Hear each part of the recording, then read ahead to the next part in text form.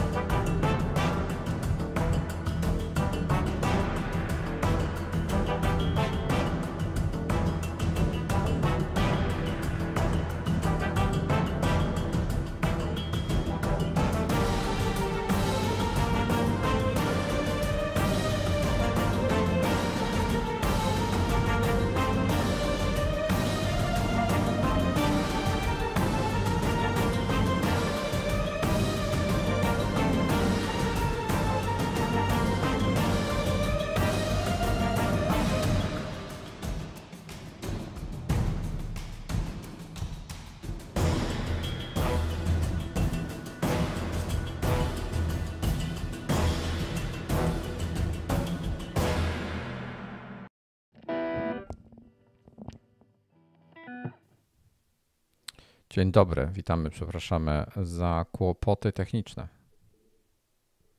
Cześć.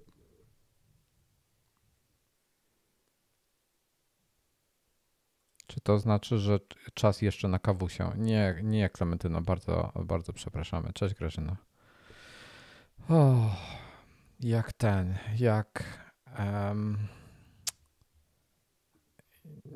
Nie ogarniam tego, wiesz, on się zmienił trochę, u mnie przynajmniej, ten mój studio YouTube, ten live taki czarny, bo ten zwykły to mam biały, prawda? I ten czarny mi się trochę zmienił i teraz w innym miejscu. Ja mam tylko jedno, tu nie mam live i innego. Tak, ja mam w dwóch kolorach. Studio YouTube mam białe, normalnie, domyślne, a potem jak wchodzę w ten live cały, control room, to on jest czarny u mnie. Ale wygląd możesz zmienić, klikając w swój awatar. Może. A, bo ty masz pewnie ustawione na ten. Dobra, bo ja mam tutaj ustawiony motyw, który jest używany na urządzeniu, a mam jasne w tej chwili, bo jest dzień. Właśnie. Hey Siri, Office Video. Zapomniałem, jakie jest hasło.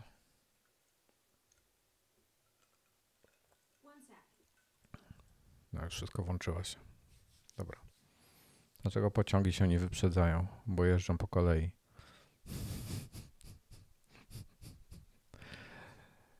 Tomasz H., dobry suchar z rana. Ja się ubawiłem. Ale tym, że to był suchar taki niespodziewany. W sensie nie spodziewałem się, że będzie taki suchar. No, dobra. Chyba mam wszystko poustawiane. Tak? Trochę cię przerwało przez moment, ale chyba jest okej. Ciebie też przez moment. Z tym internetem to telenowela, ale teoretycznie już w budynku naprawili. Ja mam cały czas problemy, więc nie wiadomo, co jest grane. Dobra. Mam... Już właśnie zapomniałem, że już zaproponowałem tytuł na ten odcinek i tytuł, który zaproponowałem na ten odcinek to jest Żona jest gotowa na większego. No, faktycznie jest. No. Zapomniałem o tym. Ale dobra, to pogadamy, to jako follow-up zrobimy, bo to jest a propos tego, to zresztą na samym początku, iPhone 14 Pro. Dobra, dopisałem go. Wiesz co, możesz sobie odświeżyć notatki, bo nie wiem, czy trochę tam poprzestawiałem kolejność. To może ci się coś zmieni.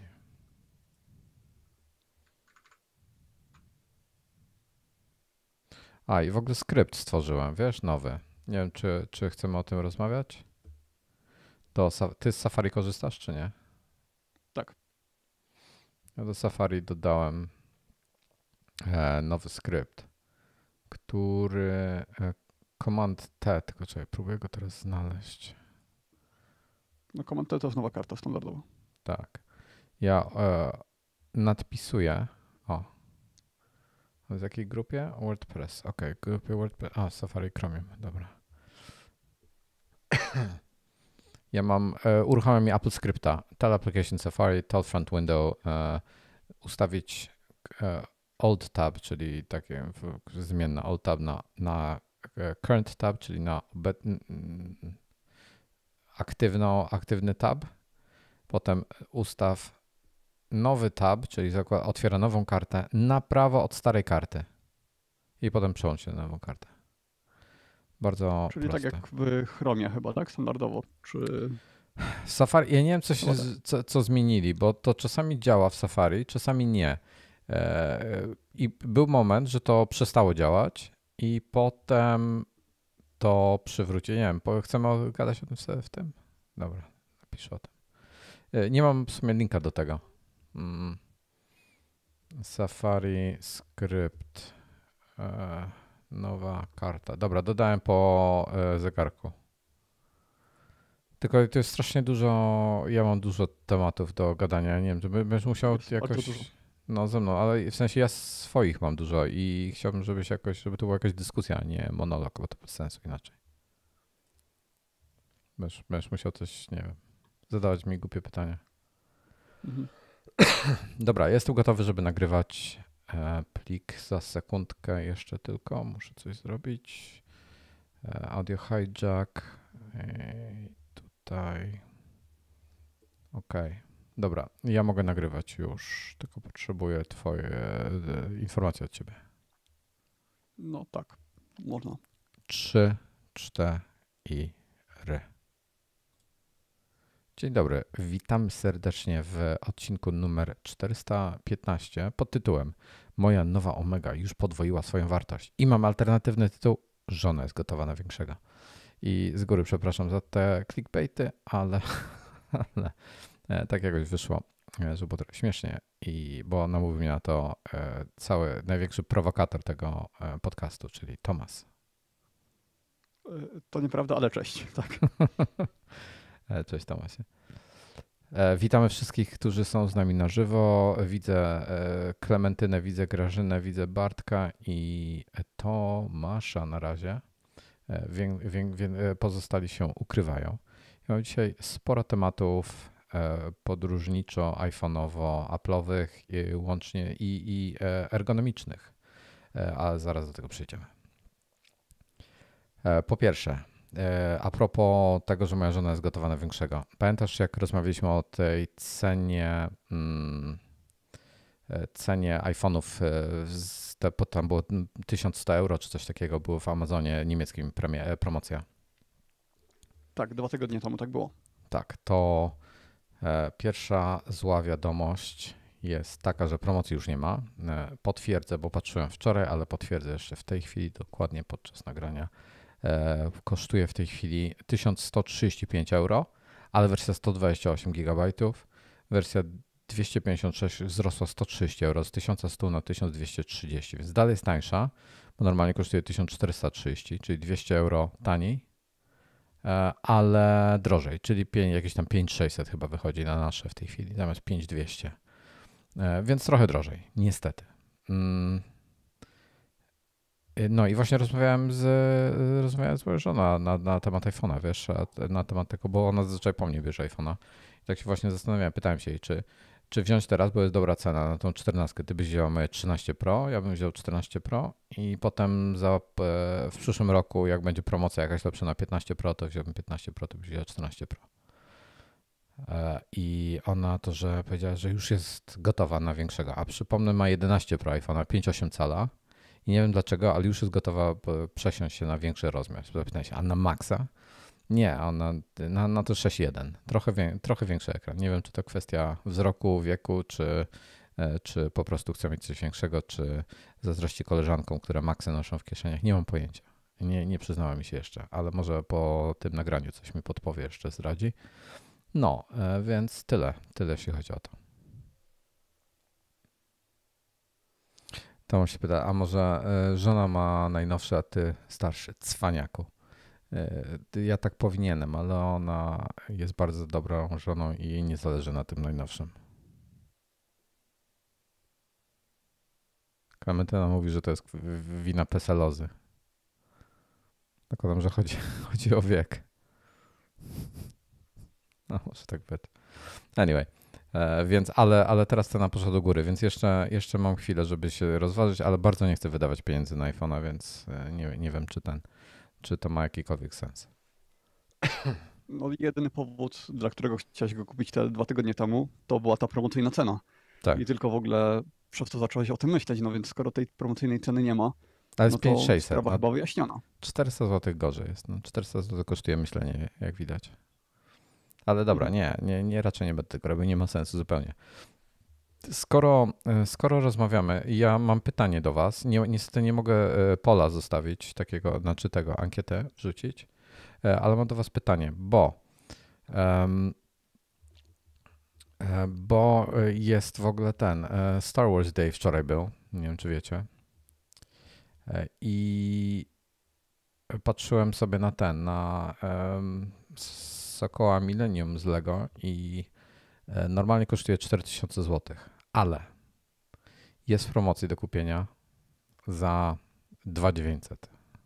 To jest bardzo dużo pieniędzy nadal, ale to jest cena mniej absurdalna niż tamta.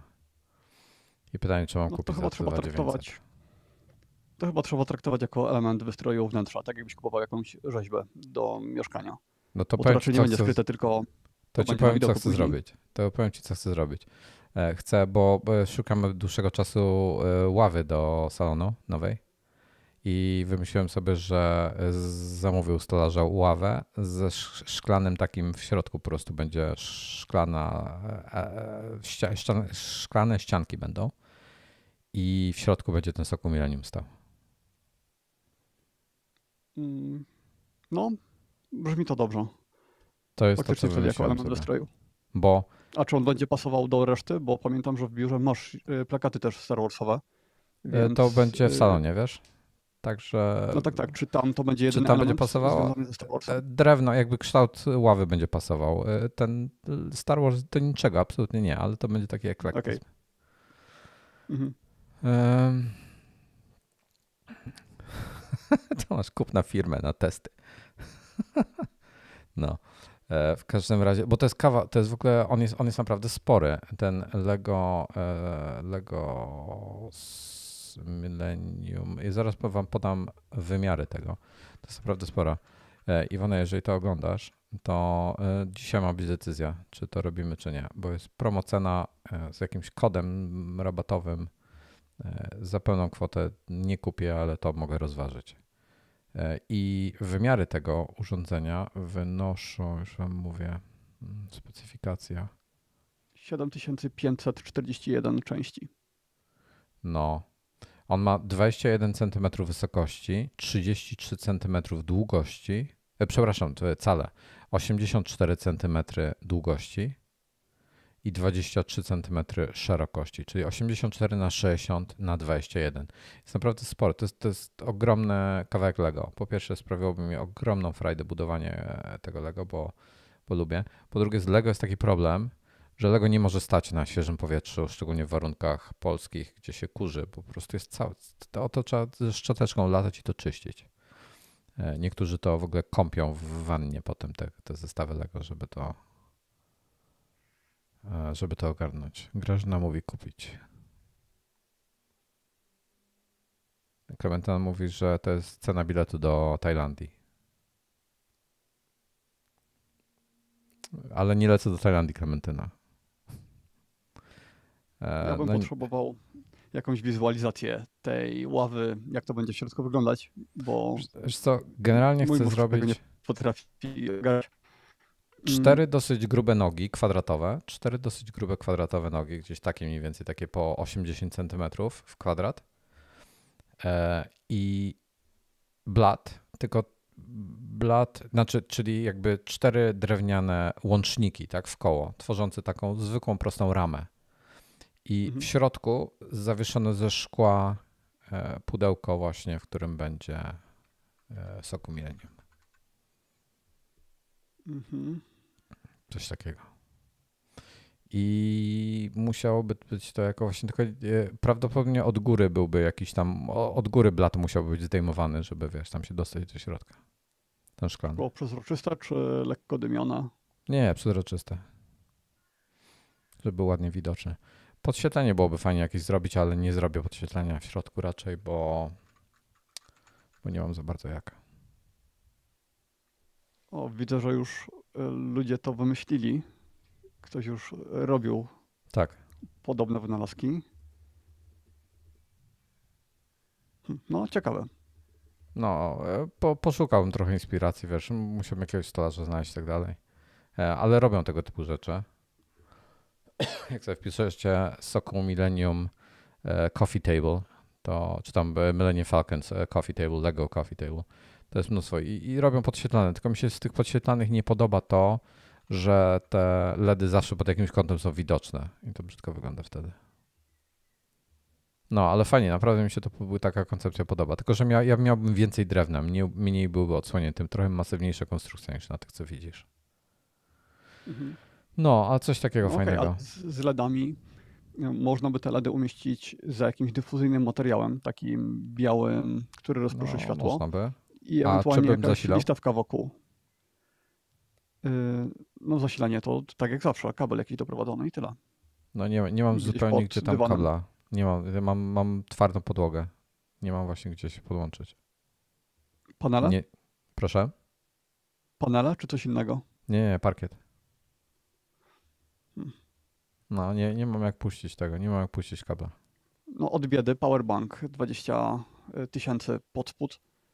Nie wiem jak długo on by trzymał, ale na diodach to chyba długo. Nie mam pojęcia. No jest jakiś pomysł. Dobra, tyle jeśli chodzi o to. Tu widzę, że ludzie w ogóle robią takie makiety jeszcze pod spód, na których on stoi. Żeby przypominał na przykład pustynię albo coś. Dobra, taki jest pomysł, więc dawajcie mi znać, czy mam to zrobić, czy nie.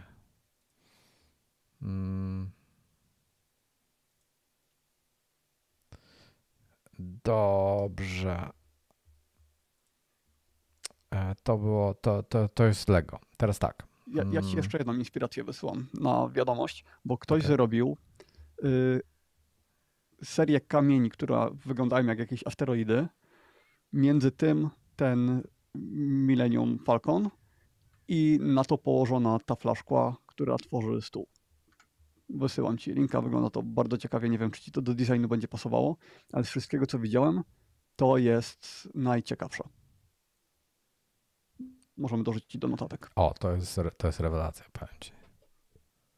Tylko, że to wygląda na ciężkie do zrobienia, bo nie wiem, czy to są prawdziwe skały. Podejrzewam, że nie. Jeśli to byłyby prawdziwe skały, to tak. no. Tylko to nie jest chyba ten Lego, to jest jakiś po prostu model. To nie ma szczegółów, więc to wygląda jak jakaś albo mniejsza wersja, albo model. A, to jest licencjonowana zabawka Hasbro Millennium Falcon, czyli z metalu zrobiona prawdopodobnie. No, to mi się bardzo podoba. To coś takiego, tylko w wersji Lego. Niestety nie zrobilibyśmy tego z jednego głównego powodu. Na ławie często kładziemy nogi, jak coś oglądamy czy coś. No, nie widzę przeszkód. To byłoby mniej stabilne z tym szkłem. No, ale podoba mi się design. Nie, to zawsze można przewiercić i przykręcić w jakimś miejscu. Ja już teraz, jak zobaczyłem to po prostu już nie ma odwrotu, nie? Teraz już na tamte poprzednie, one już nie robią takiego wrażenia. Mi się to niestety obawiam się, że nie ogarnę czegoś takiego. Dobra, będzie to link. Jest gotowiec do kupienia. A, no proszę. To kosztuje $8,000. Nie, to ja tyle nie też wysyłam kolejnego linka zaraz. No, to dopisz go do tego, dopisz go do...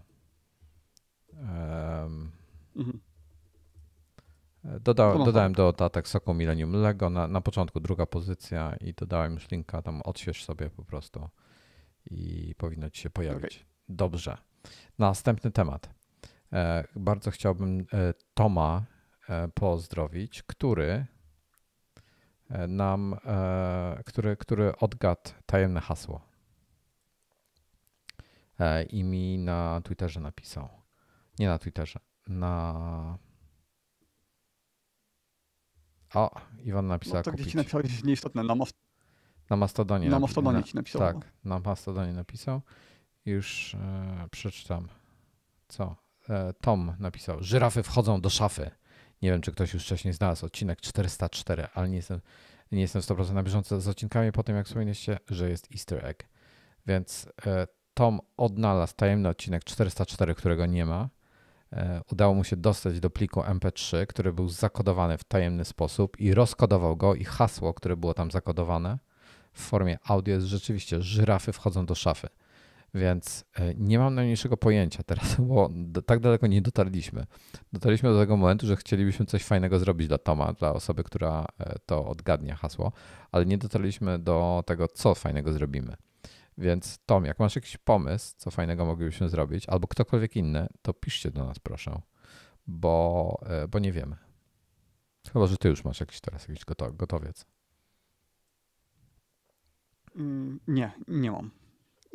Standardowo w konkursach, na przykład w podcastach gamingowych, no to bardzo popularne są licencje na wszelkiego rodzaju gry. Niestety żadnymi takimi kodami nie dysponuję, bo jakaś licencja na software byłaby ciekawa, ale chyba nie mam nic takiego.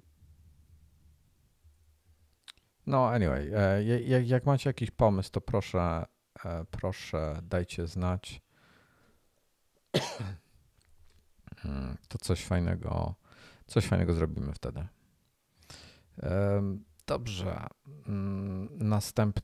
Następny temat to będzie. Co to będzie? Tatuaż, follow-up do tatuażu. OK. Więc napisał, mam problem z rozczytaniem się tutaj, bo mi mikrofon zasłania. OK. Napisał do mnie. Już odnajduję zasadę tego tuta. Napisał do mnie Boruta. Przeczytałem bla, bla, bla, mam pytanie o tatuaż. Jak wygląda w przypadku tatuażu Horimono, czy to rąk, czy całego ciała, sprawa owłosienia ciała? Czy trzeba być po depilacji, goleniu? Jak to wygląda już po na powierzchni, czy włosy są osłabione? OK, czyli po zakończeniu tatuażu na takiej powierzchni ciała, czy włosy są osłabione i nie odrastają? Więc to jest chyba różnie. To jest chyba zależy od tego, jak mocny jest tatuaż. Dobra, więc tak, w przypadku golenia, depilowania czy coś, ty nic nie robisz. Od tego, tym się zajmuje tatuażysta.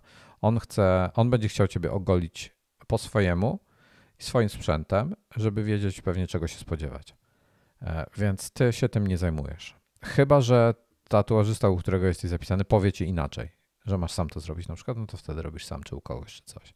Ja się mojego zapytałem, powiedział, niczym się nie przejmuj, ja się wszystkim zajmę.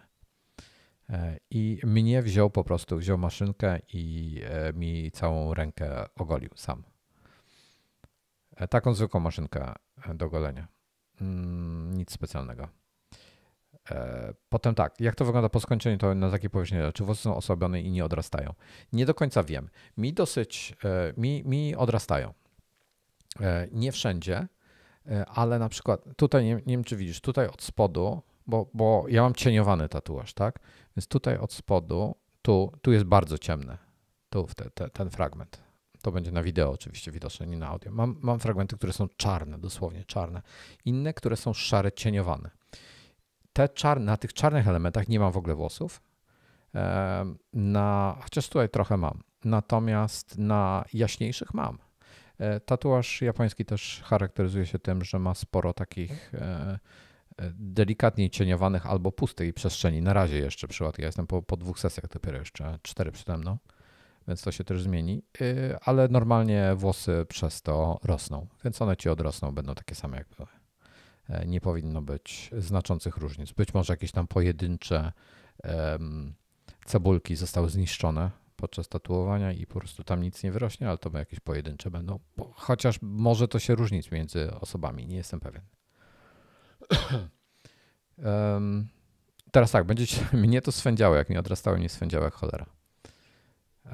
I co jeszcze się pytałeś? Jak wygląda po skończeniu tatuażu? Czy włosy są osłabione i nie odrastają? Dobra, to jest to. No i jeszcze sugestia, że powinieneś pisać więcej na swoim blogu. Tak. I więcej zdjęć publikować na nim. To jest blog, którego nazwy nigdy nie potrafię wymówić, więc ty musisz ją powiedzieć. Infinite Diaries. Tak, wiesz co, więcej rzeczy takich po prostu robię na tym, na iMagu. Dobrze, to by było tyle, jeśli chodzi o tatuaż. Jak macie dalsze pytania, to oczywiście zapraszam. Ja za 2 tygodnie chyba jadę na kolejną sesję, za 2.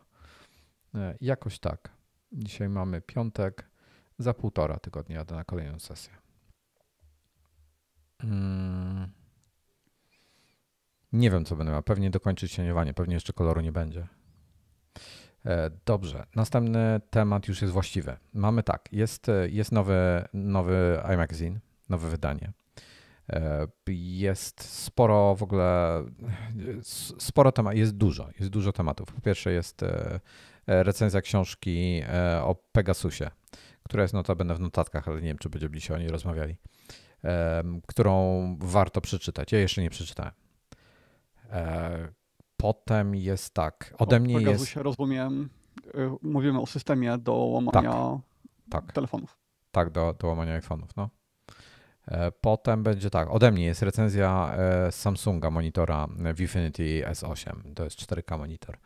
Będzie tam więcej, podsumowanie wszystkich wpisów o Maca Mini z M2 i Studio Display. Studio Display jeszcze będzie pewnie jakiś artykuł albo coś. Jest kilka recenzji telefonów z Androidem.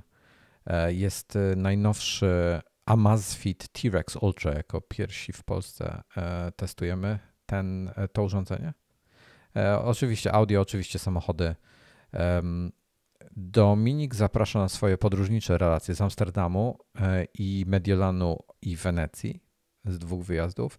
Ode mnie jest cały artykuł o tatuażu, czyli jest to, co rozmawialiśmy, być może nawet trochę więcej, albo trochę inne tematy, których nie poruszałem.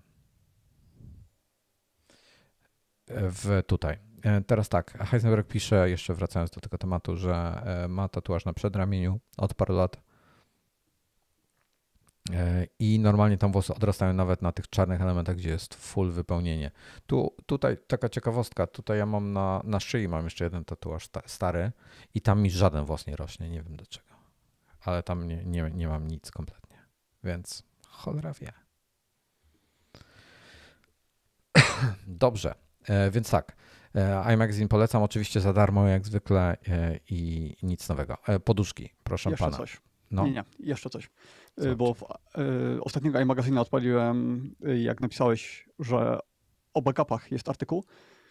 Natomiast to jest artykuł o backupach taki dla osób, które po prostu nie robią backupów, żeby je przekonać, ale ja jestem w trakcie zmiany mojego systemu backupów i szybkie pytanie odnośnie kieszeni na zewnętrzne dyski twarde, bo pamiętam, że ty masz taką stację dokującą i w niej wpięte dyski. Mam. Wszystkie stacje dokujące, albo prawie wszystkie stacje dokujące mają system automatycznego wyłączania się po 2 do 10 minut. Czy ty to jakoś udało ci się to obejść, czy masz tą jedną, jedyną stację na świecie, która takiego systemu nie ma? Wiesz co, ty nie chcesz, żeby ci się wyłączały, rozumiem? No nie chcę, bo to jest tak, że kupiłem z Orico na 2 dyski i po 10 minutach, inaczej, jak uśpię komputer, obudzę go, to jest komunikat, że dysk został wypięty nie tak jak powinien. I to ja mam jedyną na świecie. To ja mam jedyną na świecie obudowę, która tego nie robi. Okej, bo jak zacząłem szukać informacji na ten temat, to się okazało, że to jest właściwie standard i że raczej takie komputerki rajdowe się kupuje, jeśli się tej opcji nie chce mieć. Tak jakby producenci aż sabotowali te obudowy, żeby ludzie ich nie używali do niczego poza kopiowaniem danych. To jest, podejrzewam, kwestia wsparcia dla macOS-a konkretnie. Jakoś tam pewnie coś musi być rozwiązane inaczej, żeby z macOS-em prawidłowo współpracowało. Ja mam od OWC kupione po prostu. Było to 2 razy droższe niż inne, czyli zamiast tam 150 zł zapłaciłem 300, już nie pamiętam jaka była cena, ale to nie było, wiesz, więcej niż nie było to więcej niż 500 zł na pewno, przynajmniej wątpię. No, pamiętajmy, jak Wojtek zapamiętuje ceny, więc to mogło kosztować 3000 zł. Nie. Nie, już patrzę, bo to nie jest Thunderboltowy. Ja chciałem kupić sobie Thunderboltowy, ale zresztą zerknę ile. Oni nie mają chyba takiego docka. Wiesz co, oni mieli chyba takiego docka podobnego, ale to był Thunderbolt 2. A ja stwierdziłem, że nie będę czegoś takiego starego kupował i on już nawet teraz nie ma go w ofercie. OWC Thunderbolt to jest tak. OWC To Travel ty szukaj, Dock, a USB-C ja Travel odczytam, Dock. bo Heisenberg napisał, żeby napisać sobie skrypt, który będzie co minutę zapisywał bit na dysku. Wtedy dyski się nigdy nie wyłączą, bo będzie ciągły zapis. Nie, to nie działa, bo to działa Dobra. w momencie, kiedy macOS nie śpi. A w momencie, kiedy ja chcę uśpić macOSa i on się usypia, to obudowa traci połączenie z komputerem. To znaczy, jeśli macOS śpi, to tego zapisu nie ma. Na przykład amfetamin ma wbudowaną taką funkcję, ale ona nie pomaga tutaj. Dobra, słuchaj, są dwa w ofercie OWC i w zasadzie jest jeszcze Newer Tech Voyager, ale to nie wiem co to jest, to kosztuje $32, to jest jakiś shit, tego to bym unikał, to nie jest chyba ich produkt, tylko sprzedają czyjś. Dobra.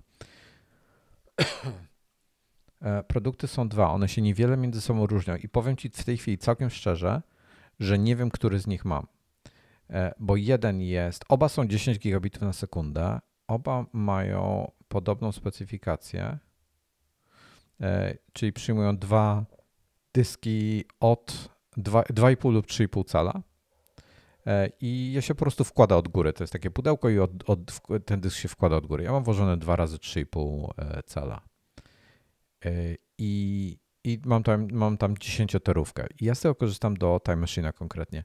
I słuchaj, ta droższa wersja kosztuje $150, ta tańsza wersja kosztuje $99 w tej chwili, a kosztowała 120, więc nie zapłaciłem więcej niż $150 za to.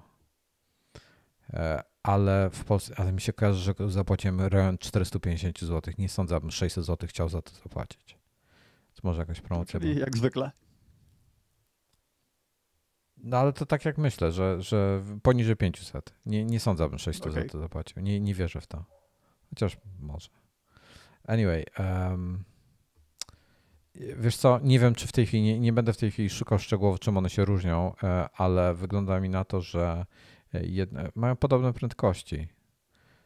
Okej, to nie jest istotne. Chciałem tylko dopytać właśnie o to, czy jest jakieś obejście na autousypianie, bo na przykład jakiś z tych komputerków Orico ma możliwość update'owania firmware'u, no ale jeśli chodzi o te zwykłe obudowy, to niestety takiej opcji nie ma. USB-C 3, ja chyba, dobra, już patrzę jeszcze tutaj na tę ściankę. Nie, oba mają USB-C z tyłu do podłączenia do komputera. No i wiesz, ja to jak laptopa mam na biurku, to mam podłączony cały czas. Trochę chciałbym, ja mam na biurku 3 rzeczy, które podłączam kablem do komputera. Pierwszy to jest Focusrite, czyli mój audio interfejs. Jego podłączam wtedy, kiedy coś nagrywam, tak jak teraz, czyli w zasadzie raz w tygodniu. Chyba że jakieś do wideo coś nagrywam, jakiś voiceover, no to wtedy więcej niż 2 razy w tygodniu. Oprócz tego podłączam kamerę przez Camlinka, czyli to jest raz w tygodniu. Czasami więcej, jak wideo robię, ale wiesz, nie więcej niż 2 razy w tygodniu, powiedzmy 3 razy w tygodniu, rzadko. I dysk, jak komputer leży na biurku, to dysk podłączam, więc rzadko kiedy wszystkie rzeczy są podłączone naraz, ale gdybym miał docka, to bym wtedy jednym kablem podłączał wszystko i nie musiał tutaj mieć nawet zasilacza, tylko bym się ładował przez docka. No ale przecież mógłbyś to wpiąć do monitora. A ja nie mam monitora. Znaczy do tego Apple Studio Display. No do jakiegokolwiek ekranu. Ale ja nie mam tutaj ekranu. No to do Apple Studio, tak, to też jest Ten ekran. Studio Display jest Aha, czyli podpięty masz do tylko Maca Mini. laptopa? Ja tylko laptopa mam tutaj, no. No, także tyle. I słuchaj, i dyski normalnie mam wpięte 2. Jeden z nich jest wyłączony w tej chwili, bo jeden z nich jest jako taki backup, tam jest klon zrobiony, więc jego włączam tylko jak potrzebuję, a drugi jest włączony cały czas i jakby nie wiem, działa prawidłowo. Nic się nie dzieje. Gdybym miał coś takiego, jak ty opowiadasz, to mnie szlak trafił i bym to wywalił, więc OWC. Mam tak dopiero od wczoraj, bo wczoraj ta obudowa przyszła. Natomiast ja mam bardzo dużo dysków i mam też dużo takich dysków podpinanych po prostu do komputera, które większość z nich jest nieużywana. No ale stwierdziłem, że chciałbym sobie zrobić serię backupów, jakoś te dyski wykorzystać. No i to był mój pierwszy pomysł, ale jednak nie wypalił. Dobrze, to ja podpowiem wszystkim w takim razie. Ja podpowiem wszystkim w takim razie, że w iMacu jeszcze jest artykuł o robieniu backupów, bo tak jestem trochę załamany tym, jak ludzie kładą na to laskę, za przeproszeniem. I wiesz co, otworzę ten artykuł teraz na szybko, żeby podejrzeć, jak go zatytułowałem, bo już taki zniechęcony byłem na maksa. Jest na stronie 182. Przynajmniej to Time Machine dobrze byłoby robić, ale ja z Time Machine ja to kiedyś zauważyłem, że przez bardzo długi czas 500 gigabajtów około mi tylko zajmowało na dysku 2 tera i teraz jak mam tego Maca Mini, to widzę, że też mi cały czas 500 gigabajtów, tak jakby to się nie zwiększa, nie wiem, 500 czy tam 600 gigabajtów i reszta dysku pozostaje pusta. Tak jakby nie chcę go wykorzystać w pełni. Ale Time Machine? Tak. To dziwne.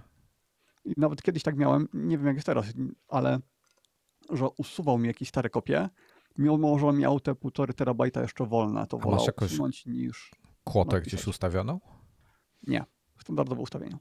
Już to teraz być może to 500 gigabajtów jest, bo po prostu jeszcze nie napisałem wystarczająco danych, bo tego Maca Mini jednak mam krócej, ale pamiętam, że to był mój problem przez długi czas.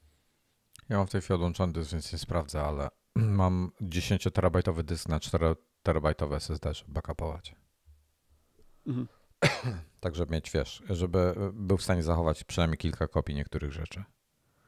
To pozorom i tak nie jest dużo, 10/4, tak przydałoby się z 20, żeby historia była dłuższa. Dobra, słuchajcie, napisałem artykuł o backupach i tytuł jest kolejny artykuł o backupach, którego nikt nie przeczyta. To już jest takie zniechęcenie z mojej strony. Słuchajcie, dane są bezcenne wasze w telefonach, zdjęcia głównie, prawdopodobnie inne. Pomijam już dostęp do banków i tak dalej, który w przypadku, gdyby ktoś, to rozmawialiśmy w ostatnim odcinku 414, w przypadku kradzieży, co się może stać. Natomiast w przypadku utraty danych, czy to będzie pożar, kradzież, zniszczenie, utopienie, cokolwiek, to tracicie przede wszystkim zdjęcia, jeżeli nie macie iCloud backupu. I zdjęcia są w większości przypadków nie do odtworzenia. Jeżeli macie je tylko w jednym miejscu, to ich nie odtworzycie. Przykładowo zdjęcia z wakacji sprzed roku, 2, 3, 4 lat, 5, 10 i tak dalej. Nie otworzycie ich. I dlatego trzeba dbać o backupy, chociażby dla zdjęć, bo dla większości osób zdjęcia są bezcenne. Dla innych, moje zdjęcia dla was są zupełnie bezużyteczne, ale dla mnie są bezcenne. Taka jest różnica. Jakby skala problemu. I teraz tak, brak backupu to jest w ogóle dla mnie, ja tego nie ogarniam, po prostu nie rozumiem kompletnie, jak można tak żyć. To jest tak, jakbyś jeździł samochodem wartym 1 000 000 euro i nie miał żadnego ubezpieczenia. I na koncie nie masz pieniędzy, żeby jak cokolwiek się stanie, żeby cokolwiek na tego zapłacić za to. Czyli wiesz, jesteś goły i wesoły. To jest, nie ma takiej opcji, żeby tak żyć dla mnie. I opisałem podstawowe narzędzia do odzyskania tych backupów. Na iOSie, na Androidzie, na macOSie, na Windowsie i na niektórych systemach będzie łatwiej, na niektórych trudniej, niektóre systemy będą lepsze. iOS chyba ma najlepszy system backupów w tej chwili. Chodzi tutaj głównie o to, że praktycznie klonowany jest całe urządzenie, jest tworzony klon urządzenia. Więc jeżeli pójdziecie do sklepu i kupicie nowego iPhone'a, bo starego utopiliście i macie iCloud Backup zrobiony, to na nowym podajecie swoje login, swoje hasło do waszego iClouda, wciskacie otwórz z backupu, bo codziennie jest robiony w nocy backup waszego urządzenia i macie odtworzone wszystko tak samo jak było. Jak przed tym, jak przed utratą telefonu. I to w ciągu typu, nie wiem, godziny 3 i będziecie mieli już przywrócone wszystko. To tyle chyba, jeśli chodzi o backupy. No to jeszcze tylko odniosę się do Klementyny. Jak dobrze zrobić backup zdjęć z iClouda. Jak się ma Maca, to ustawić w aplikacji Photos, żeby ściągał oryginały na Maca, a nie zoptymalizowane wersje. I wtedy ma się całą bibliotekę na dysku. Tak, to jest dobra opcja. Dokładnie tak. W zdjęciach jest właśnie opcja. Na iPhone'ie teoretycznie też jest, ale na iPhone'ie nie będziecie prawdopodobnie mieli miejsca na te wszystkie zdjęcia. jak się wchodzi do Photos, na zakładce iCloud, środkowej zakładce jest właśnie opcja pobierz oryginały na tego Maca. I jak korzystacie z iCloud Photos, powinniście mieć przynajmniej jednego Maca, który ma oryginały pobrane. W razie czego. Musi być biblioteka, żeby Photos działały tak w pełni, to ta biblioteka musi być trzymana na dysku APS-C.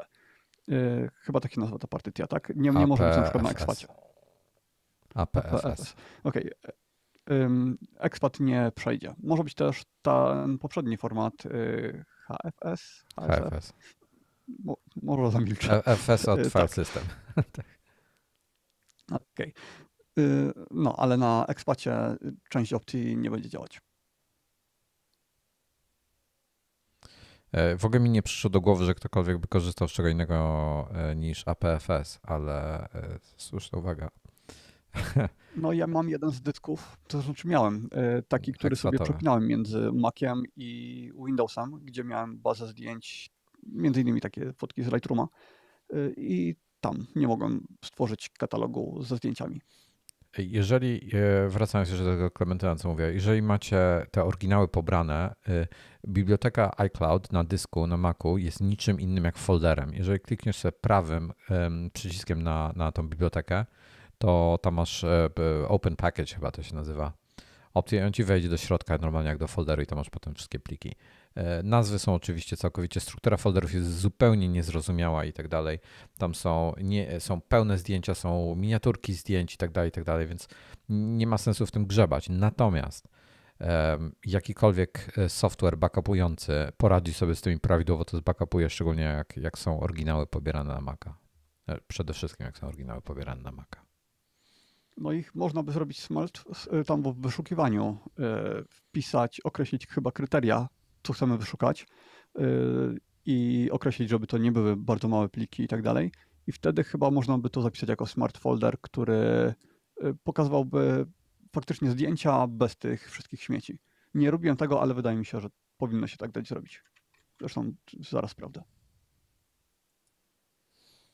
Tak, wyszukiwarka tam działa tak jak w normalnych folderach. Tak, bo w sensie mówisz o Finderowej wyszukiwarce. Tak. Tak, to będzie działało normalnie, dokładnie. Dobrze, więc teraz tak, następny temat.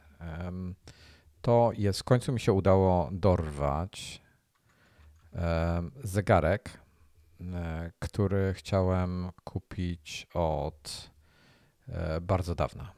Jest to Omega. Z poduszką. Poduszka, no dobra. To poczekaj, to powiem o zegarku, potem przejdziemy do powiedziałeś poduszki. wcześniej. Okej, dobra. No dobra, potem przejdziemy do poduszki. Więc Omega razem ze Swatchem zrobili fajną akcję. Od razu podpowiem, że nie jest to zegarek kosztujący tam 30 plus tysięcy złotych. Jest to Swatch, który jest razem z Omegą. Zresztą mają logo Omegi X i S, jak od Swatcha. Więc Omega times Swatch i nazwali go, bo Omega ma w ogóle bardzo słynny zegarek Moonwatch, tak zwany, czyli ten, który był certyfikowany przez NASA i poleciał na Księżyc. I Omega zrobiła z Swatchem taki collab, tak zwany, jak oni na to mówią. Specjalną kolekcję zegarków, Moon Swatchy właśnie. I jest ich raz, 2, 3, 4, 5, 6, 7, 8, 9, 10, 11 wersji kolorystycznych. Po prostu każdy to jest planeta i tak. Pluton. Czyli jest Słońce, Mercury, nie wiem jak jest nawet Mercury po polsku, jak jest Mercury? Planeta Mercury. Merkury po prostu? Merkury, tak. Wenus. Ja może powiem tak, jak się możecie spodziewać, Słońce jest żółto-biały, ten model. Mercury, czyli Merkury jest taki szary w zasadzie, różne odcienie szarości. Wenus jest różowo-biały, jest uroczy, nie dla mnie. Jest Ziemia granatowo-zielony, jest Księżyc, który jest w zasadzie jasno-szaro-czarny.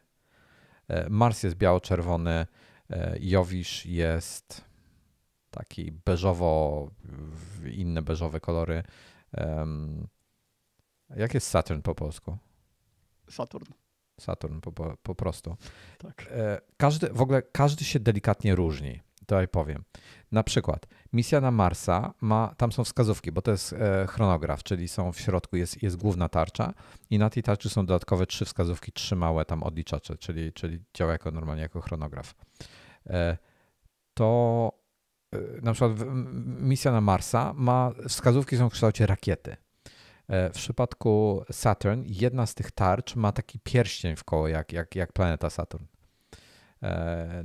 Nie na wszystkich wiem, co tam jest, jakby nie dojrzałem tych wszystkich detali. I jest jeszcze Mission to Uranus, czyli Uranus? Nie wiem, jak jest po polsku. Ja nie znam nazw planet. Uran po prostu, tak myślałem. Tak. Neptun jeszcze jest. Niebiesko-granatowy i Pluto jest bardzo fajny, jest beżowo-bordowy i koperta jest jasno-szara. Widziałem go na żywo, bardzo fajny jest. I powiem ci, że... Czy któryś z nich wygląda jak taki klasyczny, bo na zdjęciach żaden z nich nie wygląda na chromowany, na taki połyskujący, ale Mercury i Moon mają wygląd taki trochę klasyczny i zastanawiam się, czy któryś z nich nie jest chromowany, tylko tak na zdjęciach tego nie widać. Co znaczy chromowany? W sensie... Taki polerowany. Polerowany. Nie, już ci powiem, bo to jest tak. Po pierwsze, koperta w tych zegarkach, no bo siłą rzeczy one są trochę tańsze niż, jak wspominałem, Omega Speedmaster, która kosztuje tam, zaczyna się od 300 chyba w tej chwili 309 tysięcy złotych, 307, coś takiego. Więc...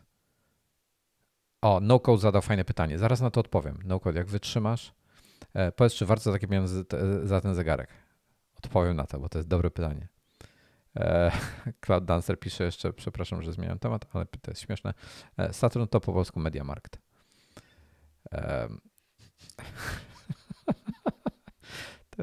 To mi się spodobało.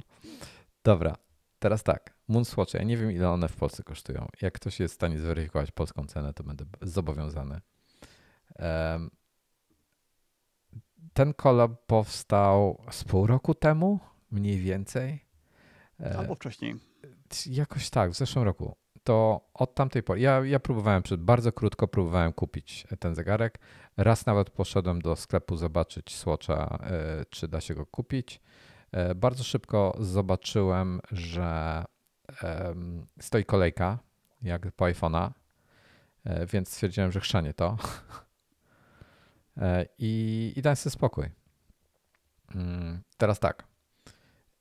Zegarek można kupić w 2 miastach w Polsce.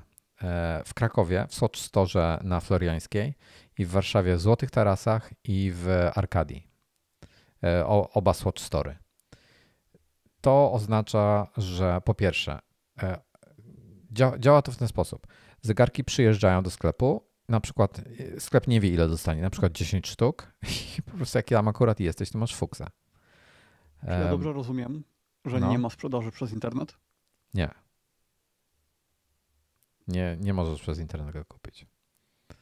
Teraz tak. One są, nie mam pojęcia, co to jest. Materiał, koperta nie jest stalowa, tylko jest z tak zwanej bioceramiki. Nie mam pojęcia, co to jest bioceramika. Aż tak się nie interesowałem. Prawdopodobnie jest to coś bardzo fancy nazwa na coś bardzo nudnego, jakieś tworzywo sztuczne. Szkło nie jest szafirowe. Zegarek kosztuje, ja właśnie nie jestem pewien, jaka jest jego cena. Ja świta, że to jest przedział Apple Watcha, takiego Ultra. Że to nie jest tam kilkanaście tysięcy złotych. Apple Watch Ultra to jest ile? 4800, tak? No jakoś tak. Swatch A to, że jeszcze mniej? Swatch czy że więcej? Ja wiem, ile zapłaciłem i nie wiem, jaka jest cena w Polsce. 1150 zł. Aha, okej. To ja się spodziewałem, że my mówimy o zupełnie innym przedziale cenowym. Dobra. Nie. 1150 zł. I to jest tak, bioceramiczna koperta i szkło jest zrobione z jakiegoś szkła, ale nie jest to szafirowe, da się to porysować. Więc trzeba być ostrożnym generalnie. Teraz tak. No to masz, że po polsku to plastik. Jest dla mnie zadziwiające, że Omega poszła na taką kolaborację w takiej cenie. Swatch jest właścicielem Omegi. Swatch jest właścicielem A, wielu. to bardzo Swatch, wiele wyjaśnia. tak, Swatch jest Okej. gigantyczną firmą generalnie i pod swoją marką sprzedaje te Swatche, ale pod sobą ma Omegę i wiele innych bardzo drogich marek zegarkowych. Okej, czyli nie doceniłem ich. Bartosz na przykład tutaj poleca Longines, który chyba notabene prawdopodobnie też do Swatcha należy. Longines ma bardzo ładne jednego ślicznego divera, czyli nurkowy zegarek, który mi się szalenie podoba. Generalnie, jeśli chodzi, ja kiedyś o tym ostatnio miałem pytanie, po co kupować zegarek drogi, skoro można kupić tani zegarek, który wygląda jak drogi. I teraz tak. Dla mnie powód, żeby kupić drogi zegarek jest taki, że on zachowuje lub zyskuje na wartości z czasem. Mało zegarków to robi. To jest promil zegarków ze wszystkich, które są wypuszczone na rynek, które rzeczywiście w ten sposób się zachowują. Część Rolexów, nie wszystkie Rolexy, to zależy na przykład od koloru tarczy i tak dalej. Większość Omeg traci, jest kilka wyjątków. Niestety Longines nie. Potem są tak zwana ta wielka święta trójca zegarków, no to one też nie wszystkie zyskują. Co to jest święta na wartości? trójka? Jakieś co IWC jest- czy jakieś inne? Nie, IWC to jest marka masowo produkowana w porównaniu ze świętą trójką. To jest, czekaj, szukam. To wiele mówi o mojej wiedzy. Święta Trójca. Jest tak, jeśli chodzi o te zegarki, które mniej więcej są, to będą wyjątki, mniej więcej marki, które zarabiają, jakby zyskują na wartości. Patek Philippe, Audemars Piguet i Vacheron Constantin. To są 3 szwajcarskie marki, które są bardzo wysoko cenione, ale nie tak dobrze jak kilka innych. Jest kilka innych marek bardzo niszowych. Jest jedna, która to jest firma dosłownie chyba 2 czy 3 osobowa, która w tej chwili tworzy zegarki takie, że kolejki mają wiele lat po nie. Z marek mainstreamowych i to ciekawe, nie wszystkie patki Philippe będą zyskiwały na wartości. Z marek mainstreamowych, Omega jest marką mainstreamową wbrew pozorom w porównaniu z tymi naprawdę niszowymi markami. Rolex jest marką mainstreamową. To bardzo mało modeli Omegi zyskuje na wartości. Rolexów, większa liczba Rolexów zyskuje na wartości. I w zasadzie to by było na tyle. Potem są jakieś pojedyncze, na przykład Panerai. Piękny zegarek Panerai, bardzo bym chciał. Traci po paru latach, typu po 10 latach traci połowę wartości. Więc w ogóle nie warto nawet kupować nowego, tak? Warto poszukać używanego. I tak dalej. Więc wtedy warto jakby wybrać sobie, który zegarek kupujesz. I ja stwierdziłem, na te zegarki, na Moonswatche jest szaleństwo na świecie. One są wykupywane na pniu. No, przy tej cenie to jest to bardzo zrozumiałe. Tak, my byliśmy teraz na wyjeździe do Kopenhagi i w Kopenhadze byliśmy oglądać akurat Paneraię. Byłem przymierzyć Panerai'a w butiku zegarkowym po drugiej stronie ulicy. Wyszliśmy i zobaczyliśmy po drugiej stronie kolejkę. Jak zobaczyliśmy kolejkę, spojrzeliśmy się do góry, a tam było napisane Swatch Store. Więc długo się nie zastanawiając, stanęliśmy w tej kolejce. Byliśmy, ja wiem, 5., 6. parą, która stanęła w kolejce. I udało nam się kupić 2 zegarki. Iwona w ciągu tych, nie wiem... Czy były limity na zasadzie, że w ogóle Nie. na osobę nie mogłeś kupić więcej niż Mogłem jednego? wykupić wszystkie, które były. Nie limitowali, ale nikt nie kupował. Kupowali wszyscy dla siebie, o dziwo. Udało mi się dorwać 2 modele. Było kilka, ale udało mi się dorwać te, które chciałem. Iwona, Uran to jest dla Iwony. Znaczy ona chciała? Nie wiem, czy ona chciała. Ja chciałem kupić 2 Marsy, ale on stwierdził, że Uran. Więc udało nam się dorwać takie 2 sztuki. Pokażę od razu pudełko. Tu jest. W ogóle bardzo fajnie są brandowane. Jest na jednym boku Omega Times Swatch.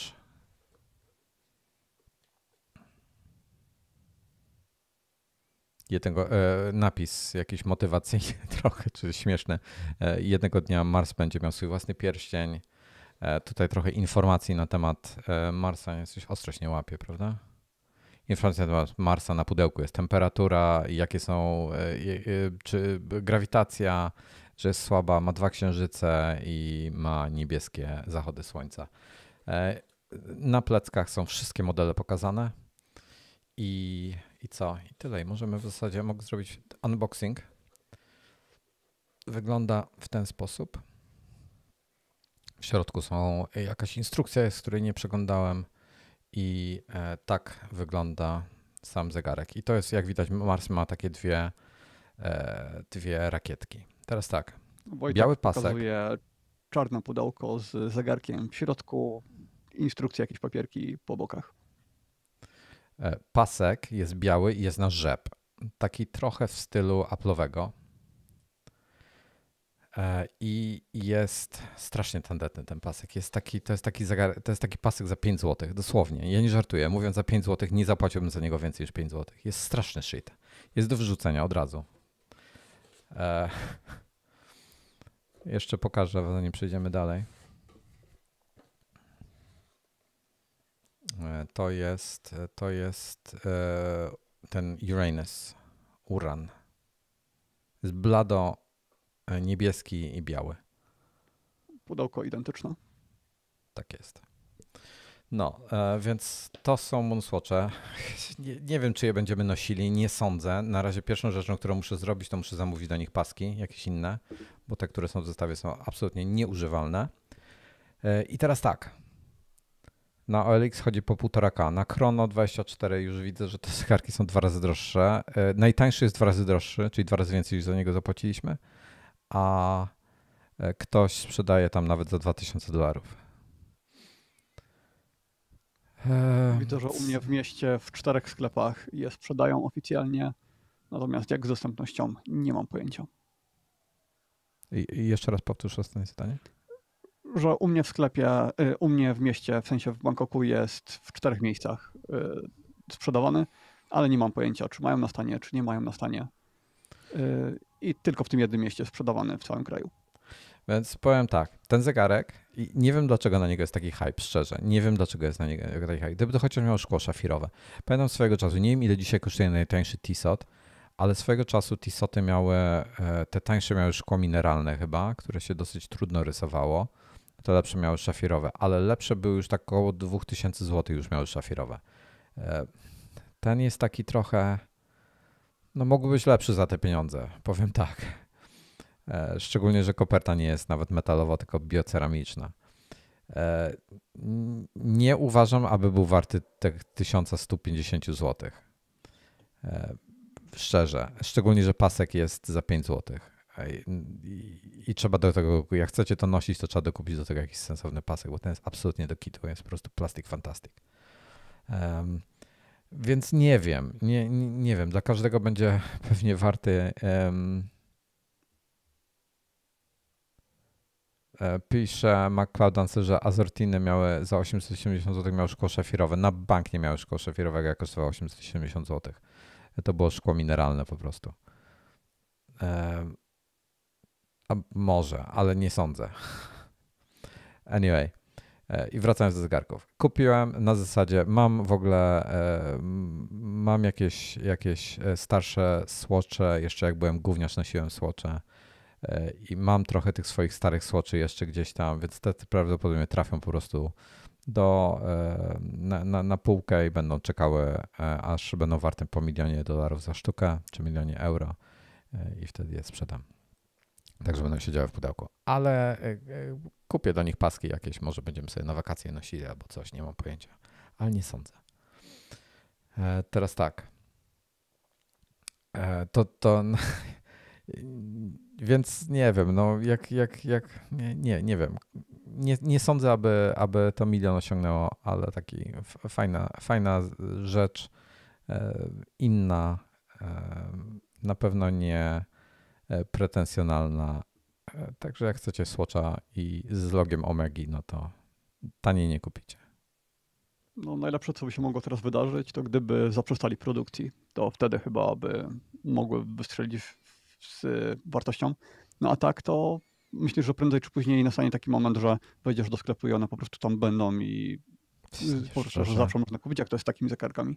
Szczerze nie wiem, wiesz, nie wiem dlaczego jest taka mała produkcja, nie wiem o co chodzi, czy celowo, czy po prostu nie wyrabiają się, nie mam pojęcia. Może to sztucznie robią, może nie, ale cena jest dosyć niska, tak, biorąc pod uwagę, że masz logo Omegi, dla wielu to jest ten. Dla mnie uważam, że ten zegarek powinien kosztować typu z 600-800 zł realnie. 1100 kosztuje, z 1150, okej. Nie wiem, no to nie jest, z jednej strony to nie jest dużo, tak, za zegarek, z drugiej strony za podobne pieniądze kupisz dużo lepszy zegarek, na przykład jakiś Seiko. Seiko będzie dużo lepszy, czy Casio jakiś taki z tej serii ich takiej sportowej. Nie mówię o G-Shockach, tych takich, mówię o metalowych. To będą podobne pieniądze, pewnie trochę więcej, ale lepsze będą te zegarki. Seiko Automata, czyli z automatycznym mechanizmem, czyli nie na baterie, nie kwarcowe. Kupisz już w rejonie 3800 zł. Także nie wiem, ciężko mi powiedzieć, ciężko mi to wycenić. Moim zdaniem jest trochę za drogi względem tego, co reprezentuje, ale jest jakiś gigantyczny hype. Byliśmy po prostu fuks totalny, więc wzięliśmy sobie po jednej sztuce na głowę i tyle. NoCode podpowiada, że Omega powiedziała, że będą w normalnej produkcji. Tomasz podpowiada, że na OLX-ie chodzą po 1500 zł. A Klementyna pyta się zupełnie w temacie. Nie, zanim do Klementyny jeszcze NoCode mogą zostać januszem biznesu. Nie skorzystałem. Nie chciałem, nie lubię. I Klementyna się pyta, jaki dobry VPN na urządzenia mobilne. Jakikolwiek dobry VPN będzie miał aplikację na urządzenia mobilne i tyle. Dobrze. Czyli jakiś tam NordVPN, jak się nazywały te inne, ExpressVPN, tam jest kilka tych Surfshark, kilka jest tych takich znanych. No jest tego dużo. Ja od kilku lat mam, moment, muszę sprawdzić, jak on się nazywa.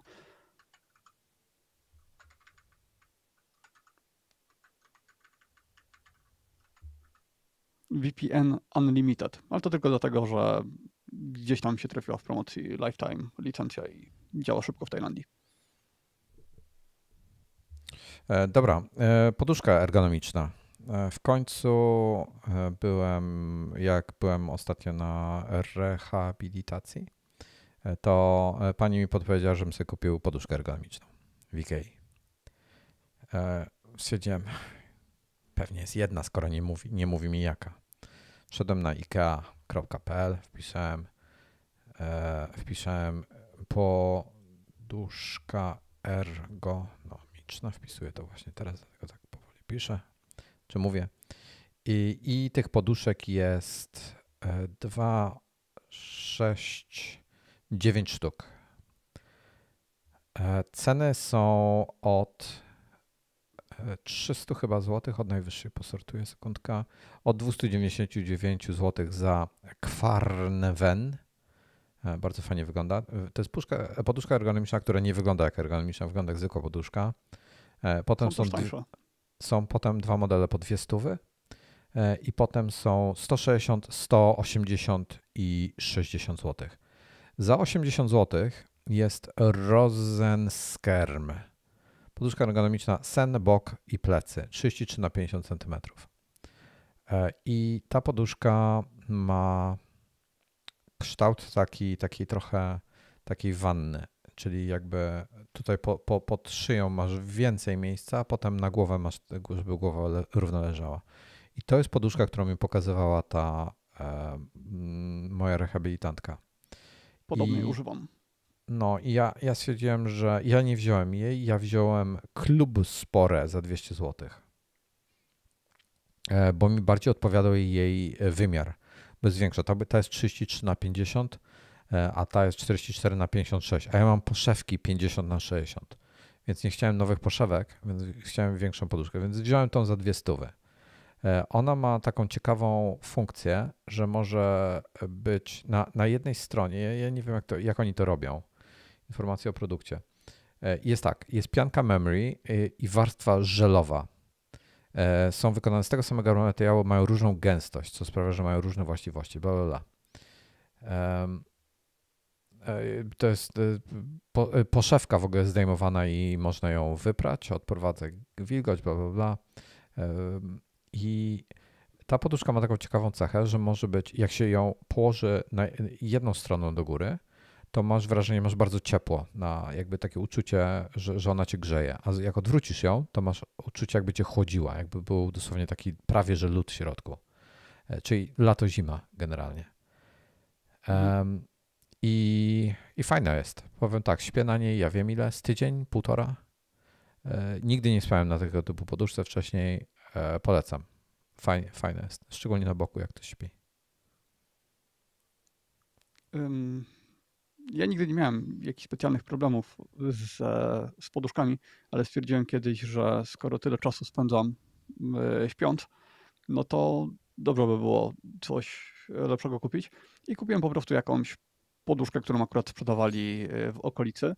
Sprawdziłem kilka, wybrałem tą, która mi najbardziej pasowała, ale na swoje nieszczęście zrobiłem kiedyś research i jak się chce kupić poduszkę, dobrą poduszkę, to się okazuje, że to jest tak jak z latarką i z forum o latarkach.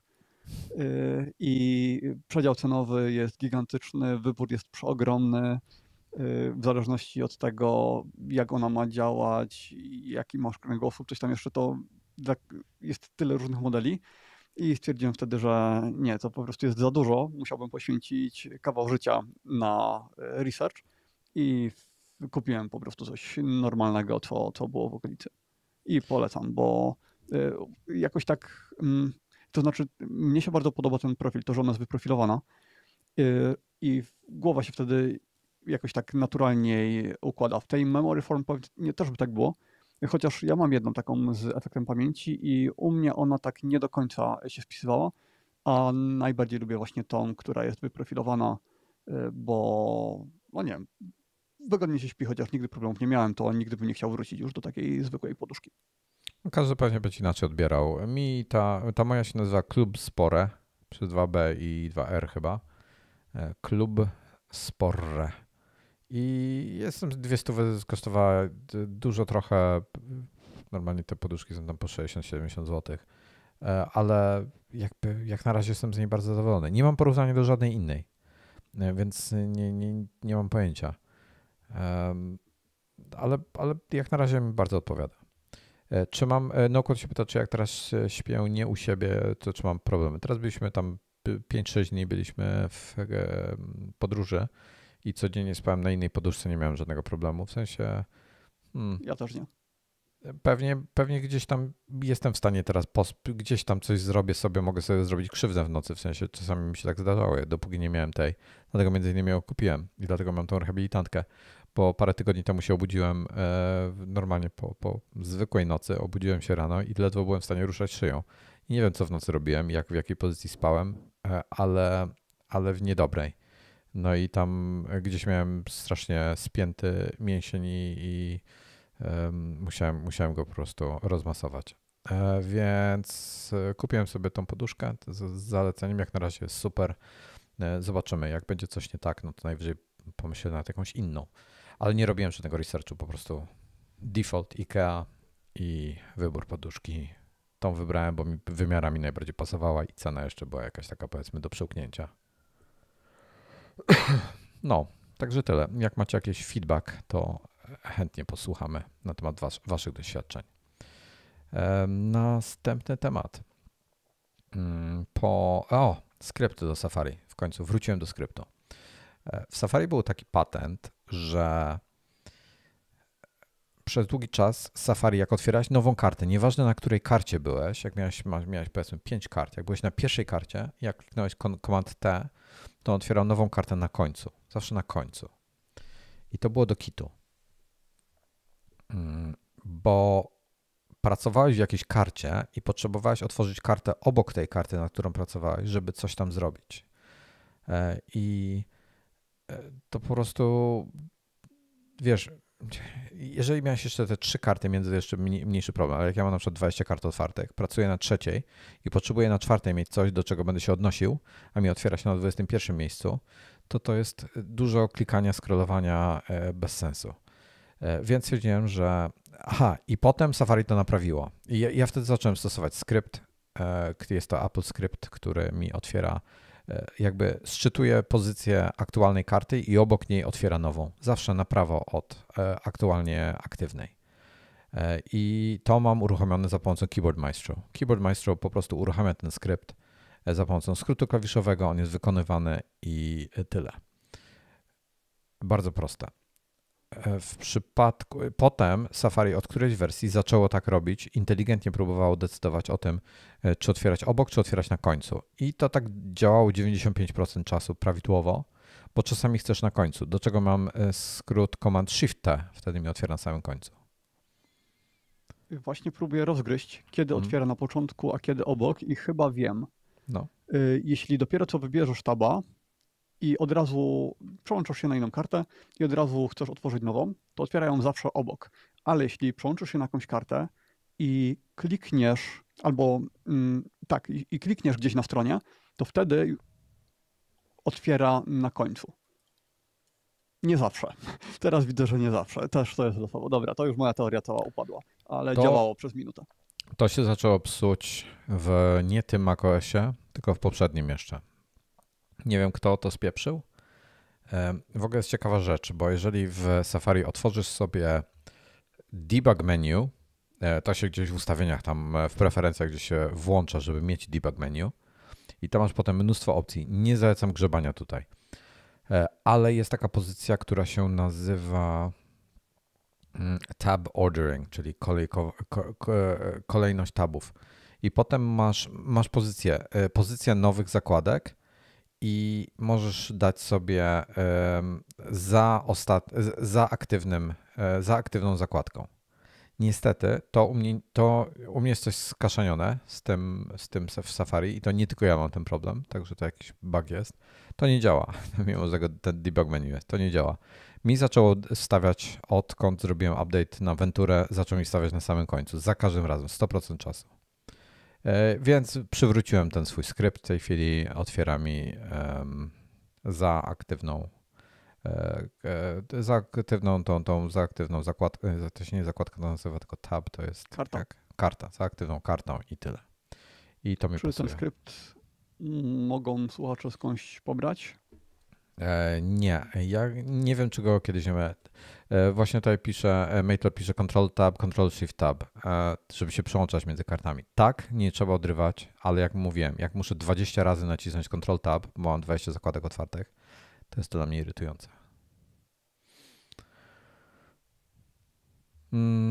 Ja dodam, że jak ktoś ma Better Touch Tool, to przełączanie tabów może sobie przypisać do gestów i na przykład jak 3 palcami swipnie w lewo, w prawo, to wtedy mu się taby będą przełączać zamiast pulpitów. Ja zawsze preferuję skrót klawiszowy, bo jednak ręce trzymam na klawiaturze i jak muszę oderwać, nawet żeby na trackpada przesunąć, to jest strata czasu. No ale jak surfujesz po internecie, to ja używałem klawiatury i touchpada zawsze. Dla mnie to było wygodniejsze. Ja klawiaturę, wiesz, głównie. Jak nie potrzebuję przewijać dużo, to spację nawet tapnę sobie spację, żeby pacnę w spację raz, dwa, trzy, to stronę mi przewija, to jakieś takie, nie wiem, inne przyzwyczajenie. Każdy będzie miał inaczej. Dobra, to wiesz co, skoro już teraz o tym mówimy, to może zanim przejdziemy do Volkswagena, to pogadamy o Adobe jeszcze szybko. Przesunąłem go w kolejności w tej chwili za Safari. Napisałeś, że Adobe defaultowo używa naszych zdjęć z chmury, to zakładam, że chodzi o tą ich chmurę, ten Adobe Creative Cloud, tak. Gdzie wykorzystuje do uczenia maszynowego i można się z tego wypisać. Adres, czyli musicie wejść na swoje konto w Adobe. Domyślnie jest to account.adobe.com, ewentualnie creativecloud.adobe.com, czy coś tam przejdziecie sobie do swojego konta. I tam możecie wybrać opcję, która się nazywa, już to załaduję tylko,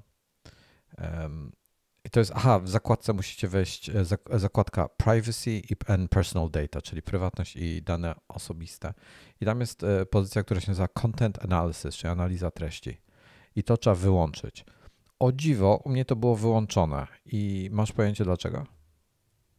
Bo jesteś świrem blokującym wszystko i pewnie kiedyś zablokowałeś i to, a nawet nie pamiętasz. Ty Może tak blokujesz być. wszystko od Adobe. Może Standardowo być. ta opcja jest włączona. Jest No. o to ostatnio duża afera. Na Mastodonie Twitter, który o tym informował, o biegu wszystkie instancje już w tej chwili chyba. No i z tego, co widziałem, to wszyscy raportowali, że tak, jest to standardowo włączone. Zresztą Adobe też informuje, że to jest standardowo włączone i jeśli ktoś tego nie chce, to ma to odhaczyć. No i to działa tak, że macie bibliotekę zdjęć w chmurze i Adobe stara się tym nakarmić swoje algorytmy, swoje uczenie maszynowe, żeby wykrywać lepiej obiekty, żeby no generalnie ulepszać ten swój produkt. No ale w praktyce inaczej, to byłoby wszystko ok, gdybyś się nas zapytało, czy chcemy to włączyć, czy nie. I do tej pory, gdybyśmy tego nie zaznaczyli, to żeby to nie było włączone, no bo wiadomo, że nie wszystkie zdjęcia chcemy udostępniać. Być może mamy jakieś zdjęcia w chmurze, na których niekoniecznie chcemy, żeby się te algorytmy uczyły, no a tak te algorytmy mielą wszystko. To znaczy wszystko to macie w chmurze. Jeśli po prostu obrabiacie zdjęcie w Lightroomie z biblioteki lokalnej na komputerze, no to wtedy tego to nie dotyczy, ale Lightroom to jest Lightroom Classic wtedy.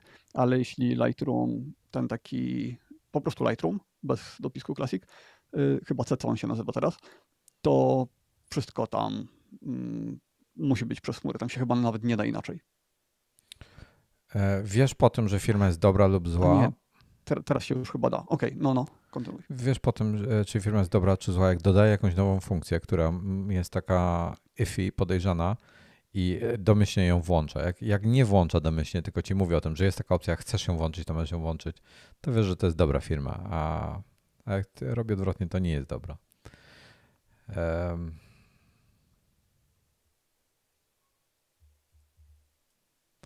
Tomasz tutaj się nabija z zegarka misji na Słońce, żeby ale wysyłanie, wbrew pozorom sporo informacji zbierasz, Tomasz, jak wyślesz rakietę jakąś tam z odpowiednimi czujnikami i tak dalej, która będzie wysyłała informacje do nas, tutaj na Ziemię, która wleci w Słońce, to wiesz, są jakieś tam zyski z tego. Dobrze. Nie wiem, czy gadać o tym, bo będzie o tym bardzo długi artykuł. Może powiem w skrócie. Volkswagen do recenzji dał tego Volkswagena ID Buzz, czyli to jest ten ID Buzz, czyli ten Buzz, dlatego że to jest w ogóle nazwa. Ja nie domyśliłem się tego, musieli mi to wytłumaczyć. Bo to był bus, tak? Po prostu bus. Czyli ten camper taki. Znaczy to camper był w wersji Kalifornia, ale wiadomo, o którego chodzi. O tego kultowego busa Volkswagena T1. Który kiedyś był, potem był w coraz brzydszych formach, T2, T3, T4, teraz ostatni był T6.1 i teraz jest, nie nazwali go T7, po prostu jest ID Buzz. ID to jest cała seria tych ich elektrycznych samochodów Volkswagena, a Buzz ma być od buzz, ale elektryczny, buzz jak bzz, więc taka jest idea za tą nazwą. No, nie domyśliłem się tego, ale jakiś sens to ma. Natomiast dostaliśmy go na tydzień, więc pojechaliśmy nim w podróż. Zrobiliśmy, sprawdzę, żeby nie kłamać. Podam wam statystyki pełne. 2918 km. Samej jazdy były 33 godziny, średnia 90 km na godzinę i średnie zużycie, i to będzie wysokie, ale takie było, 25,4 kWh na 100 km.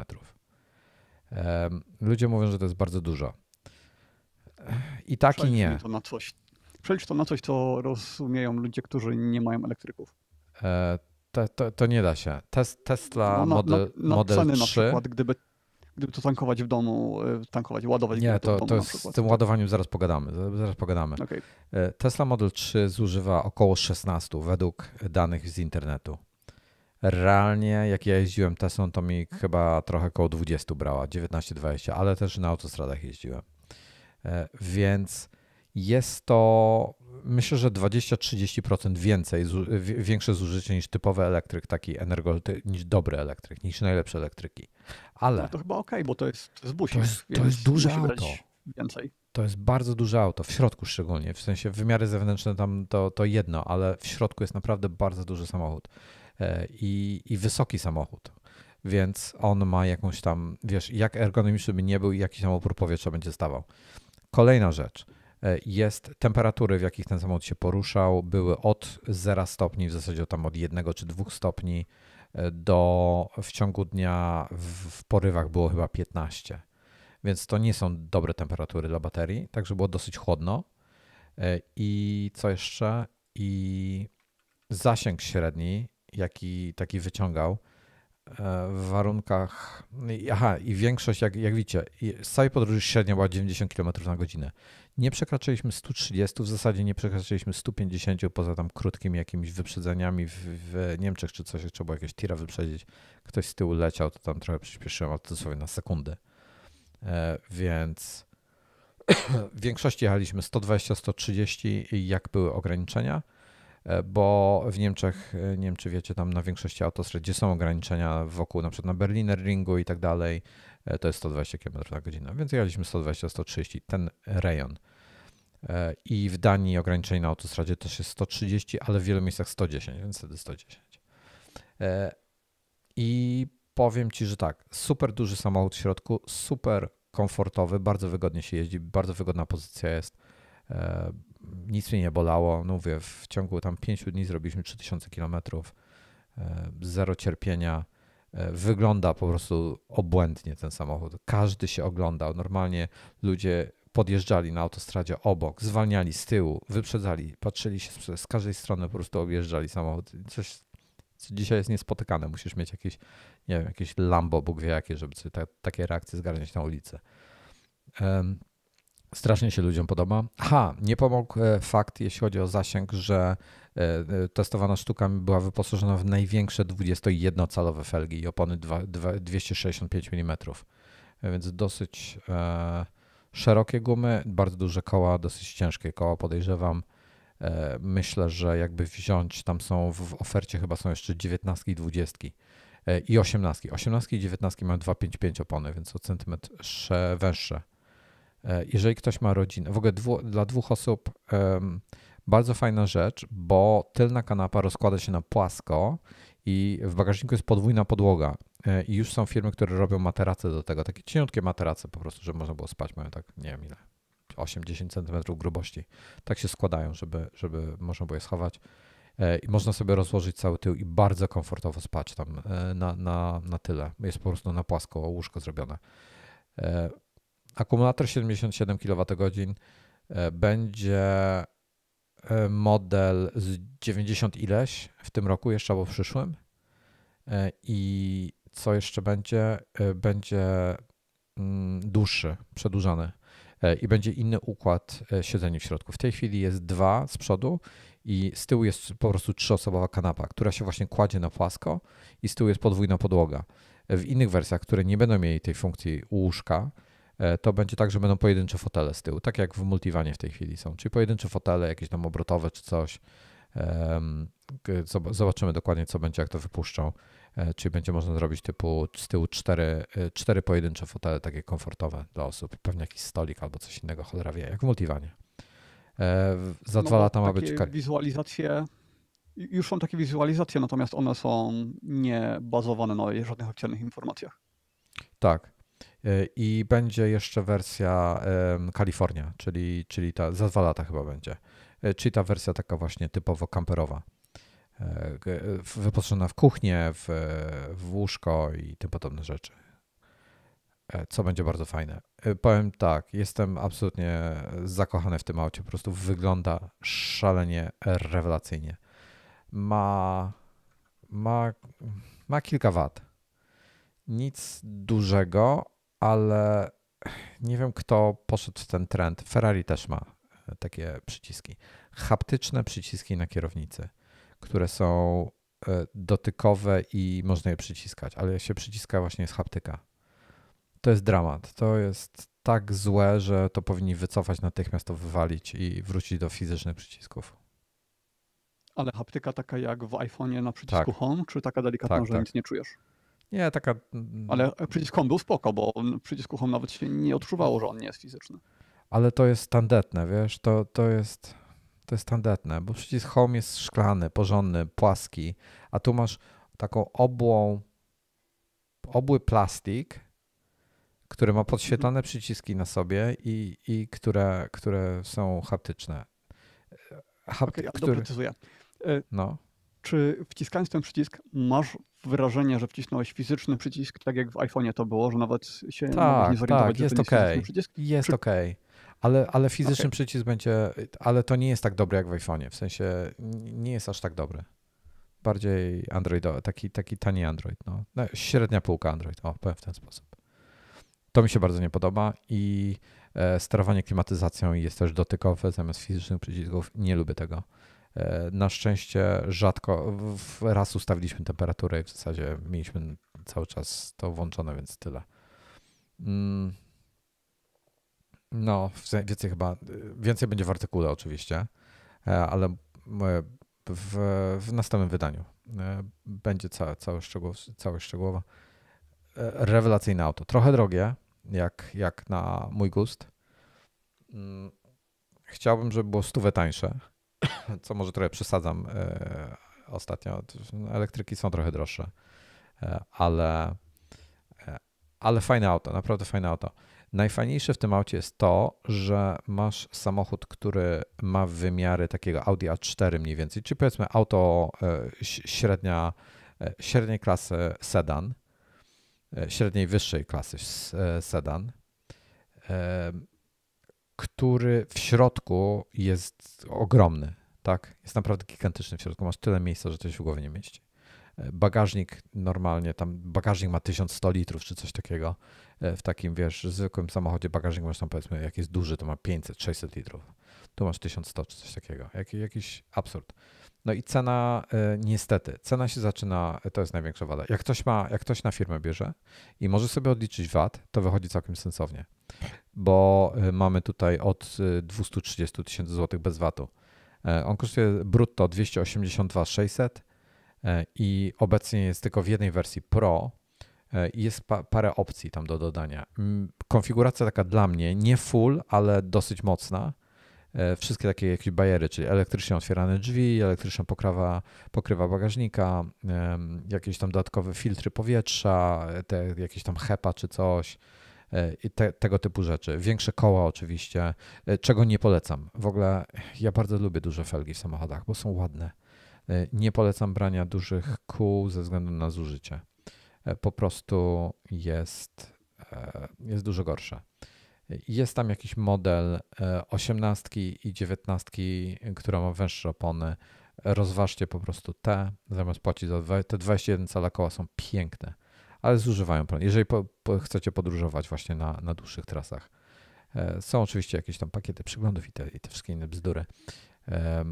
Takie standardowe, które możecie sobie tam dokupić, ale są ta cała elektryka, tak? I to niestety trochę kosztuje, bo już patrzę, jest pakiet Comfort Plus 8000 zł, pakiet Open and Close niecałe 3800,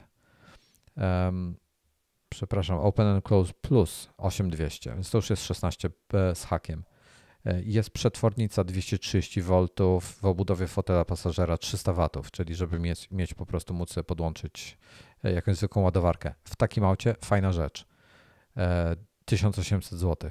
I tych opcji trochę, pakiet stylizujący, nie pamiętam co to było, tych opcji trochę dochodzi. Mi wyszło 330 000 zł z dużymi felgami, które kosztują chyba zdychę kolejną. Więc, ale rejon 300 myślę, że trzeba liczyć brutto za ten samochód. To jest sporo, jeżeli ktoś chce mieć taki po prostu elektryk miejski. Jeżeli ktoś kupuje ten samochód dla całej rodziny jako główny samochód, to jest 5-osobowe auto, do którego naprawdę sporo zmieścisz, więc może wtedy rzeczywiście warto. Będzie pełny artykuł, bardzo się z nim polubiłem, wręcz sam design jest po prostu epicki.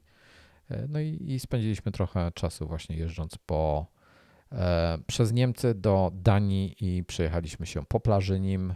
Jest w Danii specjalna plaża w miejscowości Romo, gdzie można sobie jeździć samochodami. W ogóle kosmos miejsce, totalnie każdemu polecam tam pojechać do Romo. No i przez Odensę i parę innych tam miejscowości dotarliśmy właśnie do Kopenhagi. Tam spędziliśmy 2 dni i wróciliśmy do Polski. Też myślę, że ciekawsze elementy tego wyjazdu opiszę w iMagu.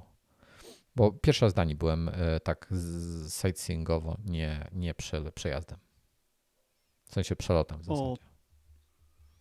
O tych samochodach, o tych ID.Busach gadaliśmy w 400 odcinku, jakby ktoś chciał więcej informacji, bo chyba wtedy rozmawialiśmy o specyfikacjach, ale pamiętam, że był taki jeden odcinek, gdzie je dopiero zapowiadali i wtedy mieliśmy taką rozmowę głównie o serii Kalifornia, której też do dzisiaj jeszcze nie ma, tylko nie umiem znaleźć, który to był odcinek, ale to było już dawno temu. Kalifornia Ale powinna jeszcze być. szukam. Tak, Kalifornia powinna być za 2 lata. W 2025 roku powinna debiutować. Powinna. Może się coś opóźnić jak zwykle. Zobaczymy. Przy czym, jak wspominałem, będzie też wersja z większą baterią i będzie wersja z dłuższym rozstawem osi. Ta ma jakieś tam 4,7 chyba, czy 4,8 metra, coś takiego, 4,7 z hakiem, a będzie jeszcze wersja dłuższa. Więc ta 4,7 to jest taka całkiem poręczna po mieście, mimo że to jest duża, to dosyć szeroka jest. Ale no, świetne auto. No jestem naprawdę całkowicie zauroczony przede wszystkim designem tego samochodu. Design jest tak ikoniczny, że zobaczycie, no, będą zdjęcia z niego. No, po prostu, zresztą na Instagramie moim, jak wejdziecie sobie, możecie tam parę zdjęć tam znaleźć. Nie wziąłbym go w wersji, dostaliśmy go w wersji dwukolorowej, biało-pomarańczowej. Śliczny kolor, ale w słońcu, nie w cieniu. Ten pomarańcz. Ja bym wziął biało, tą taką cytrynowo-żółtą. Rewelacja auto. W odcinku 361 jeszcze o nim gadaliśmy. Wtedy go można było zacząć zamawiać, ale to chyba ciągle nie jest ten odcinek, o który mi chodzi. To chyba ciągle nie jest ten o dyskusji na temat Kalifornii. Tam to było chyba dosyć dawno, wiesz? Jakiś taki stary. Chyba bardzo, bardzo dawno, ale nie umiem znaleźć. Dobra. Ja dzisiaj miałem sporo takich jakichś tematów swoich. Teraz tak, pytanie, czy chcemy teraz rozmawiać o moich problemach z GPS-em? Ja może wspomnę o tym krótko. Wczoraj przez jakieś pół godziny, 40 minut GPS w iPhone'ie mi pokazywał inne miejsce niż jestem w rzeczywistości. Byłem przesunięty o kilkaset metrów względem swojej pozycji. I akurat jechałem samochodem, więc nawigacja zaczęła wariować. Mam wrażenie, że sygnał GPS był po prostu blokowany. Takie moje ciche. Rzuciłem na tym tuta na Mastodona na ten temat i dostałem odpowiedzi od 2 osób w tej sprawie, że Artur napisał, że miał kilkukrotnie taką sytuację w ostatnich tygodniach, ale raczej na krótszy czas, kilka minut. Problem sam znikał bez żadnego resetu, a Piotrek napisał, że możliwe, że to jest połączone z ostatnimi atakami dronów na wschodzie, czy tam, że Rosjanie zakłócają sygnał w Moskwie, aby dezorientować drony. Więc nie wiem. Mówię, kompletnie nie mam pojęcia. Wyglądało to, jakby była to jakaś blokada sygnału GPS, bo po jakimś czasie on wrócił do normy. I ciekawa rzecz, że Apple Watch Ultra pokazywał mnie prawidłowo. Nie wiem za bardzo dlaczego. Więc może to być jakiś bug. A może po prostu ma lepszego GPS-a. W takim razie pasuje. Może przez to, że ma ten podwójny GPS, to lepiej to działa. Cholera wie, jak coś wiecie, dajcie znać. Dobra, Bing Copilot, Bing ten cały GPT-4 w Bingu, Bing Chat, nie wiem jak oni go nazywają, Bing Chat chyba oficjalnie teraz? Chyba chat, tak. Chat Bing Chat. Anyway, jest otwarty dla wszystkich. Wymagania są takie niestety, że musicie mieć albo Edge'a, albo aplikację Bingową na smartfona. I będziecie mieli wtedy... Kiedyś działało zmienienie w Safari, żeby się przedstawiała jako Edge. Tak? Nie jestem pewny, czy teraz działa. Nie wiem, czy to wymaga restartu przeglądarki, a akurat transmisję mam tutaj na Safari, więc nie będę próbował. Ale na początku, jak wprowadzili Binga, to podobno działało. Jaki jest bing.com, prawda? Tak. Dobra. Przy czym jeśli chodzi o Edge'a, to tam jest taki panel z prawej strony, który jest chyba całkiem wygodny i mam znajomego, który się zachwyca Edge'em, bo nigdy nie korzystał zawsze chyba Safari i zawsze Firefox, jak wprowadzili tego Binga, zaczął używać. I faktycznie jest tam kilka takich fajnych opcji w Edge'u, na przykład bardzo dobrze działające odczytywanie tekstu, syntezator mowy w takim bardzo naturalnym tonem, językiem odczytuje artykuły i można ustawiać przyspieszenie, więc pod tym względem super. Ale tam jest dużo więcej opcji. Dobra, działa mi. Natomiast okej. Działa mi. Podmieniłem. Dobra, podmieniłem, czyli jestem w Safari. To Wojtek, nowy tytuł odcinka. Jak uruchomić czata GPT na Safari. Nie, Bing, nie, coś wymyślimy, ale to się będzie klikało, to jest to. Dobra, i trzeba mieć w ogóle menu develop włączone, to się robi w preferencjach Safari i tam można sobie wybrać po prostu user agent i tam wybrałem Microsoft Edge Windows i wpisałem jakieś pytanie do niego? Footprint, dobra, skoro mamy compare the footprint, bo rozumiem, że on po angielsku tylko jest. Chyba już nie. Na pewno obrazki od kilku dni rozumie generowanie obrazków po polsku. Dobra, wpisałem compare the footprint of the Volkswagen ID Buzz i z Audi A4. Porównanie, żeby zrobił. Zobaczymy, czy on ogarnie wymiary zewnętrzne.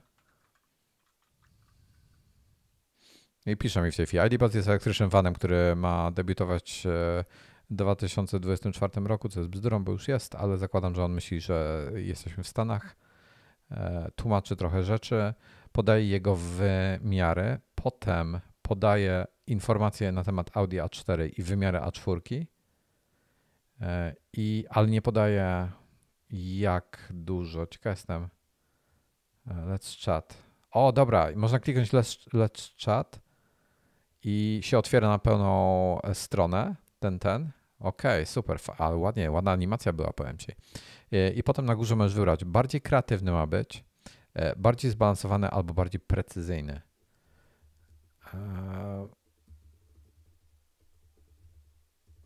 I teraz się go pytam, a propos, to jaka jest różnica między tymi dwoma, bo podał mi tylko wymiary jednego i drugiego, a nie podał mi różnicę. Nie jest tak dobre.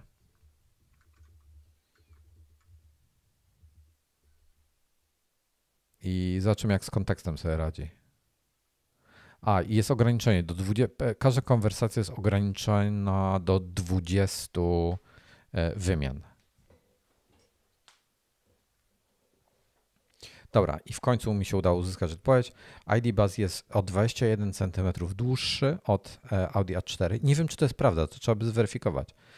O 13 cm szerszy i o 53 cm, 54 cm prawie wyższy. I są linki do artykułów, z których on korzysta.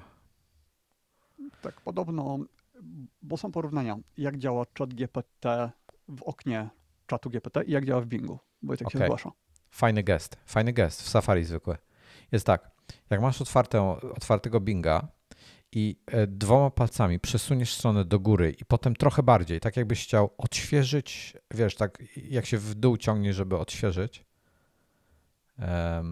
na iOSie typu strony, jakbyś chciał tak ją odświeżyć właśnie, to on zmienia cały interfejs i cię przenosi do tego Bing Chata, jakby, tak jakbyś pokonał taką barierę. Bardzo fajna animacja jest. Są porównania, jak działa GPT w Bingu, a jak działa samodzielnie.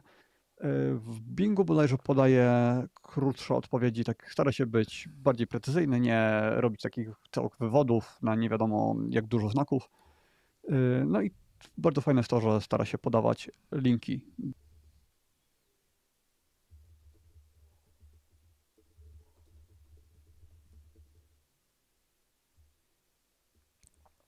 Tomasz niestety zniknął, zerwało go. Poczekamy chwilę, aż wróci.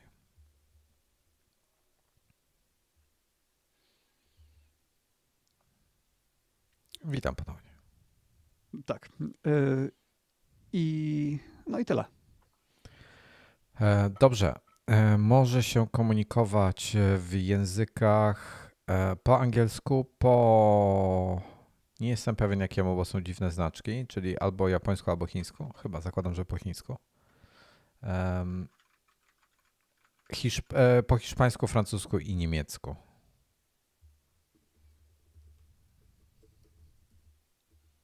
Zapytałem się go po niemiecku teraz, jak leci. Czy to na pewno jest dalej aktualne?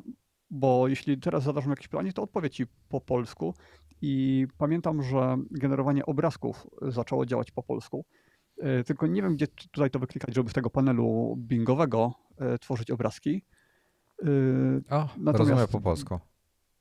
Tak, natomiast generalnie tam DALL-E bodajże lepiej teraz ogarnia polski niż ogarniał wcześniej. Zaraz spróbuję znaleźć więcej informacji na ten temat. Mam do ciebie pytanie. Czy oglądałeś Marvela serial Hawkeye? Nie. Nie oglądałeś? Nie. Panie, Paweł Adamczyk tam gra. Polak. Bardzo dobry aktor. Nie, bardzo dobry aktor. Ma tam po prostu takie sceny. On jest mistrzem. On jest najlepszym przestępcą w historii Marvela. Bo gra złego gościa.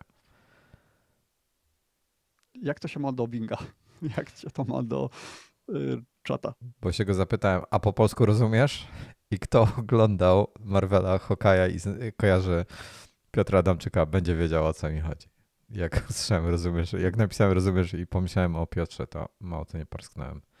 Więc no, polecam, jak nie wiecie, o co chodzi. Znalazł mnie i zapytałem się o pogodę. Dzisiaj mi podał pogodę w Wrocławiu, więc nie wiem po co w tym mieście, ale działa. Fajnie, że jest, szczerze mówiąc. I to jest tak, słuchaj, powiem ci tak, Google ma w tej chwili problem. Rozmawialiśmy o tym, że wewnątrz o tym. Pracownicy Google'a gonią generalnie team odpowiedzialny za Barda, że jest do kitu, że powinni zacząć od nowa, bo to się do niczego nie nadaje. Mhm. A Microsoft wywalił tą komisję do etyki, całą AI. Tylko moment.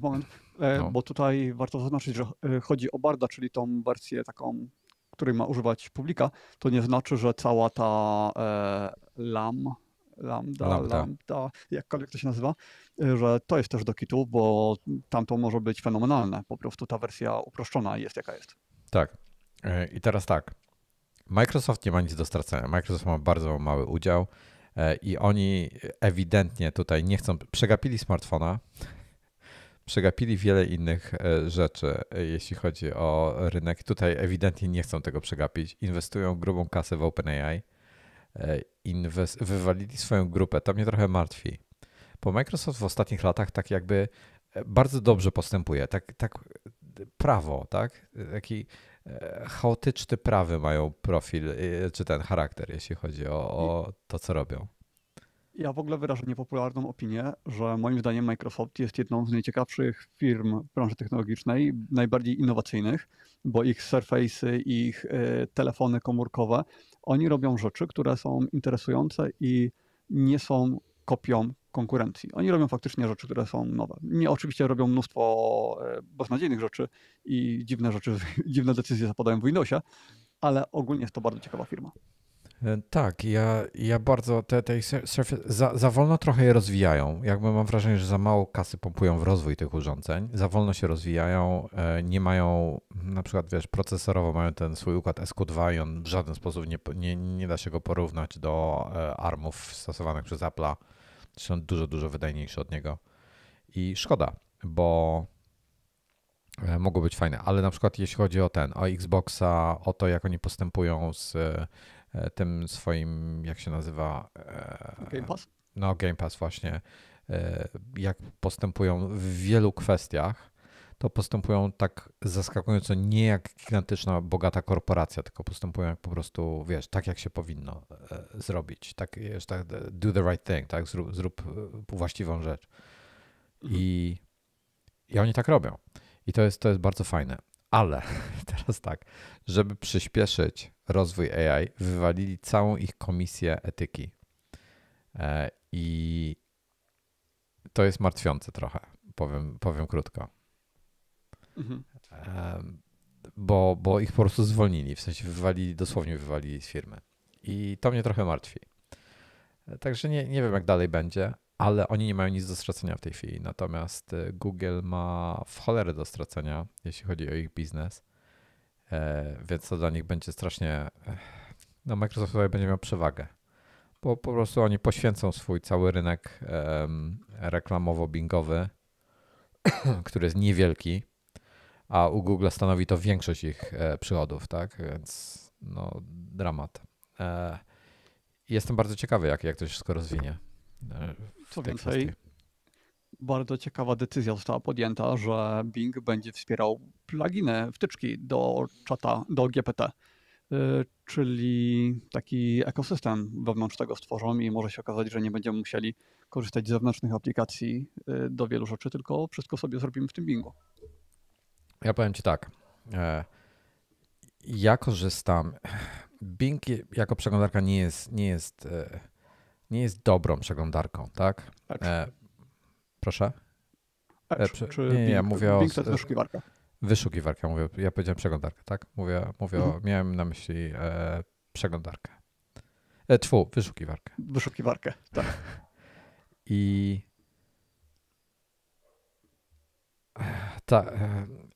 nie jest dobra, bo ona tam śledzi, profiluje, bla, bla, bla i tak dalej. Robi generalnie takie rzeczy, jak Google robi. Ja korzystam z DuckDuckGo. W DuckDuckGo masz tak zwane bangi, to się nazywa bangs, czyli wykrzyknik i literka lub kilka literek. Na przykład, jeżeli chcę wejść na Wolfram Alpha, coś wyszukać, to wpisuję hasło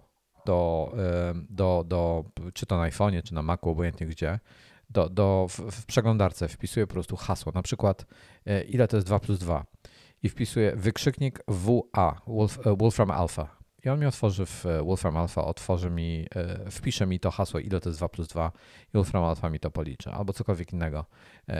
Która godzina była 13 godzin i 52 minuty temu od 11:43 wczoraj.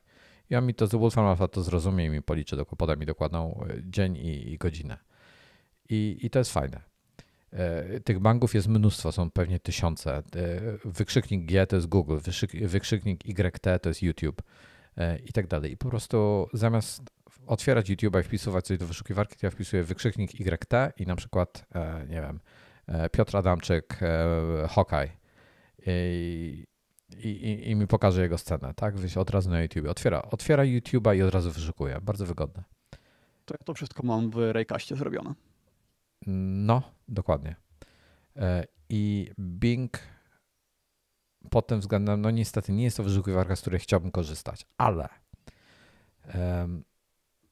to jest bardzo ciekawe. Ja teraz muszę rozkminić, jak w Safari zrobić, żeby domyślnie user agent, żeby miał zawsze Microsoft Edge.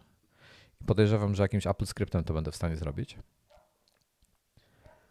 Aha, jest jeden warunek jeszcze. Przepraszam, zapomniałem. Jak się przeglądarką łączycie, musicie być zalogowani na swoje konto Microsoftowe.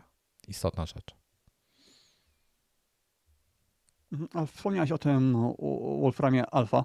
Jedna z popularniejszych wtyczek do GPT służy właśnie do integracji z nim, więc i do Binga też na pewno powstanie, więc wtedy Bing będzie miał te możliwości. No i na pewno też powstaną wtyczki integrujące z, nie wiem, firmami taksówkarskimi, z knajpami dostarczającymi jedzenie. Być może to też ubije rynek pośredników typu Foodpanda, typu Uber Eats, którzy kasują gigantyczne prowizje. Być może wtedy można by się integrować, knajpę by można zintegrować bezpośrednio z takim Bingiem, po prostu wgrać menu i knajpa zarabiałaby więcej, a jednocześnie byśmy mieli super wygodę obsługi. Ale Uber Eats zapewnia samochody i transport jeszcze, czego Microsoft nie zapewni, Bing nie zapewni.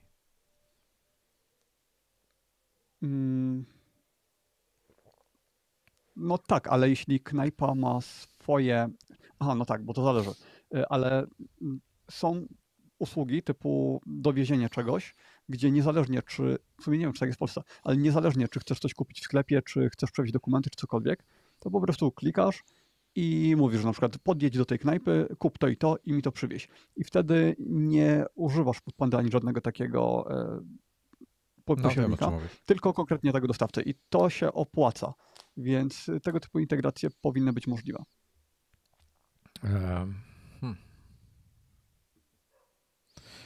No w każdym razie, ja myślę, możesz mi powiedzieć, jak działa ta integracja z Wolfram Alpha? To znaczy, że ten plugin, to znaczy, że To, ten plugin daje mu ChatGPT dostęp do czego? Do treści, które zna Wolfram Alpha? Czy do możliwości tak, jego? tak, bo inaczej, GPT-4 w wersji tej nie czatowej, tylko po prostu na platform.openai, to tam są dużo większe możliwości niż normalnie, natomiast ja do nich nie mam dostępu, bo nie dostałem jeszcze, oni przyznają dostęp do API GPT-4 na Z. I ja już czekam chyba drugi miesiąc i do dzisiaj nie mam do tego dostępu. Ale jeśli się ma dostęp, no to wtedy tak, to wtedy można instalować wtyczki i wzbogacać bardzo mocno funkcjonalność. Ale to musisz mieć 4, żeby mieć wtyczki, tak? Tak. Ale to możesz, są jakieś jakby, musisz, I jak masz dostęp do tych wtyczek? W sensie, masz dostęp do tych, Wojtek, jest co nawet inni robią? wtyczka. No tak, na przykład jest wtyczka z Zapiera. A skoro jest wtyczka z Zapiera, to Zapier to jest narzędzie do łączenia bardzo różnych rzeczy ze sobą. Takie IFTTT, czy jak to się tam nazywa. Jeśli zrobisz to, to zrób to i to. Czyli można zintegrować ze sobą serwisy, które normalnie ze sobą w żaden sposób nie gadają i Zapier jest integrowany z całym światem, z pewnie tysiącami różnych narzędzi. Więc w tym momencie, to będzie drogie, bo Zapier jest drogim serwisem.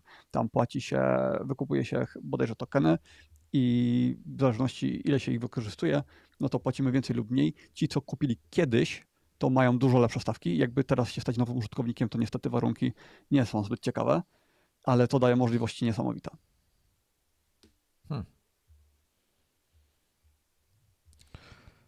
No nie wiem, zobaczymy. Jestem strasznie ciekawy, co oni zrobią.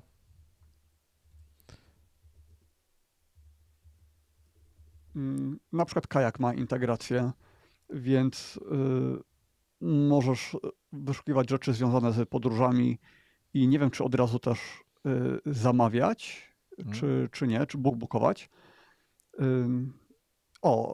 Instacart, czyli trochę coś takiego, jak ja powiedziałem o tych sklepach, o dostawie produktów. I tutaj jest Costco, Safeway i tam różne inne.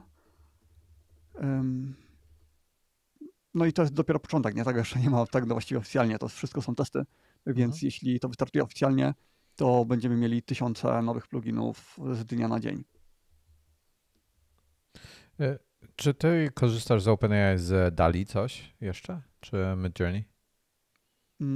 Mało. Więcej ostatnio korzystałem z Midjourney, ale to głównie dlatego, że starałem się rozgryźć dokładnie jak ono działa, no i napisać na blogu rzeczy na ten temat. Powiem ci, że mi się ten DALL-E mi zupełnie nie odpowiada. W ogóle mi się nie podoba to, co on generuje. To DALL-E potrafi wygenerować dużo bardziej realistyczne rzeczy, które jest dużo łatwiej pomylić ze zdjęciem niż to z Midjourney, bo to z Midjourney, jeśli już wygląda jak zdjęcie, to wygląda jak zdjęcie profesjonalnie zrobione. Bardzo często, jeśli takiego nie chcemy, to trzeba doprecyzować. W DALL-E postacie potrafią mieć dużo więcej szczegółów, cera tych postaci jest dużo dokładniejsza, ale jednocześnie jest też dużo więcej artefaktów. Jest narzędzie Google Colab, które pozwala usuwać, to jest narzędzie online'owe, wgrywa się plik, grafikę, on ją analizuje i poprawia. Na przykład zęby ustawia, żeby były poprawne, żeby ich liczba się zgadzała, jakieś artefakty usuwa i działa to bardzo, bardzo dobrze, a wręcz niesamowicie. I w przypadku DALL-E'ego to jest dużo bardziej potrzebne niż w przypadku Midjourney.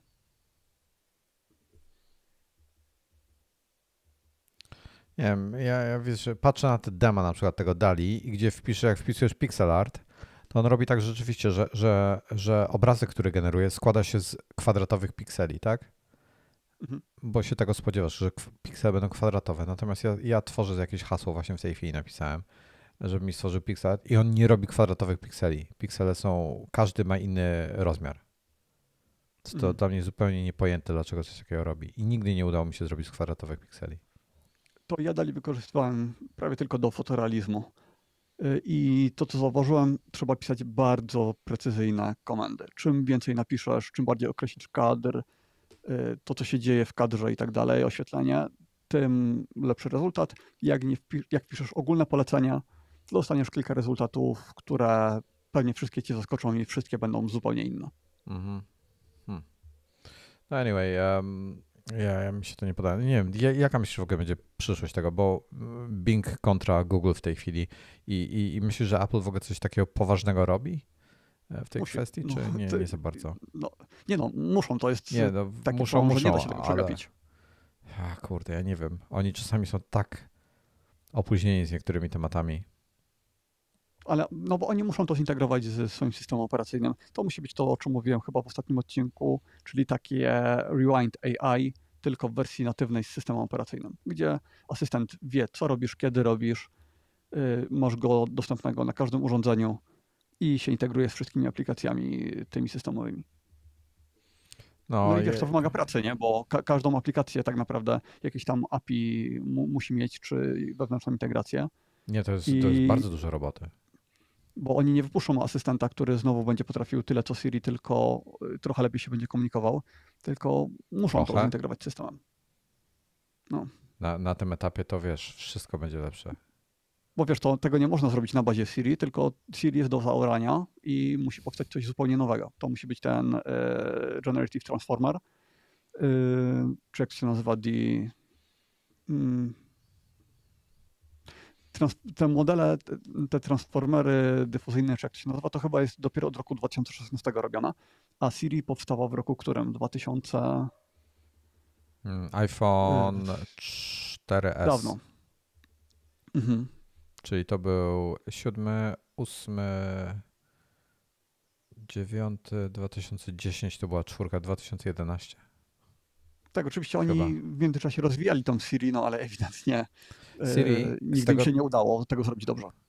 Wiesz co, bo Siri ogólnie to jest tak, że to jest po prostu taka gigantyczna baza danych z kwestiami, które możesz poruszać. I ta gigantyczna baza danych, czyli ona ma kwestie, czyli na przykład tak, jeżeli chcesz się zapytać, jaka jest pogoda, to ona musi, to nie jest tak, że ona wstanie, jeżeli się zapytasz, jak powiesz dzisiejsza pogoda, tak, to on musi, to nie jest tak, że on to zrozumie. On musi mieć konkretnie zapisane, co znaczy dzisiejsza, co znaczy pogoda, co znaczy zwrot dzisiejsza pogoda. On musi to wiedzieć. I to jest wszystko ręcznie wpisywane, czyli człowiek musi ręcznie podać. Dzisiejsza pogoda, pogoda dzisiaj, jaka jest pogoda dzisiaj. Te wszystkie hasła muszą być wpisane. Chyba dlatego synonimy często nie działają, nie? Że tak. Inaczej reaguje, jeśli powiesz włącz mi muzykę, czyli play music, a inaczej jeśli turn on. I tutaj wymyślam teraz, ale nie wiem, czy to się odnosi konkretnie do tego przykładu. Natomiast spuszczanie muzyki to ja mam przeboje od kiedy w ogóle używam HomePodów i co chwilę tam się coś zmienia. Kiedy ChatGPT po prostu by zrozumiał, że to jak oczekuję tego samego, po prostu powiedziałem to inaczej. Tak. Ponoć jakby jak chcesz dodać coś nowego, to operacja dodania jakichś nowych komend do Siri zajmuje 6 tygodni. Co zakładam, że nie chodzi tutaj o kompilację całości, tylko o coś innego, ale nie za bardzo wiem co. Więc nie wiem, no. Oni muszą zaorać Siri i ją całkowicie zastąpić. Natomiast ja mam wrażenie, że oni będą tak mocno w plecy za Microsoftem i wszystkimi innymi, że głowa boli. Ciekawostka jeszcze a propos ChatGPT. Dzisiaj czytałem, OpenAI ma tam stratę chyba $500 milionów czy coś takiego, a chcą chyba 500 milionów? 500 milionów, a chcą jeszcze 100 miliardów wyciągnąć od sponsorów, czy coś takiego. Jakaś absurdalna kwota dzisiaj była. Musiałbym, pewnie kłamie teraz.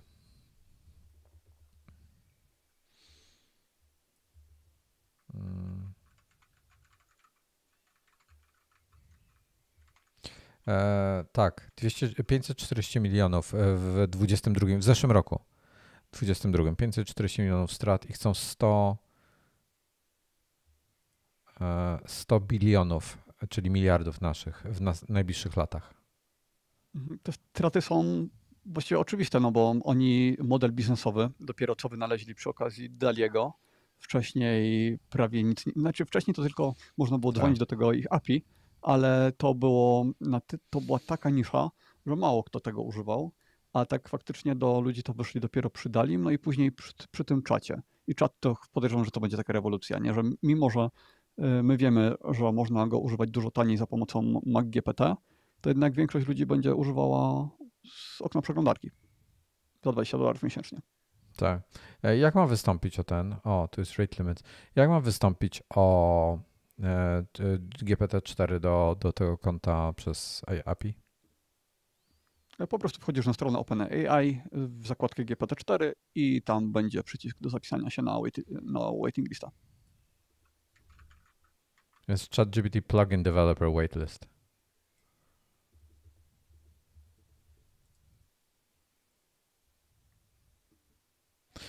Join dobra. API waitlist. API. Join API waitlist. Bo to trzeba się tutaj wpisać. Bez sensu. Przecież jestem zalogowany już. No tak.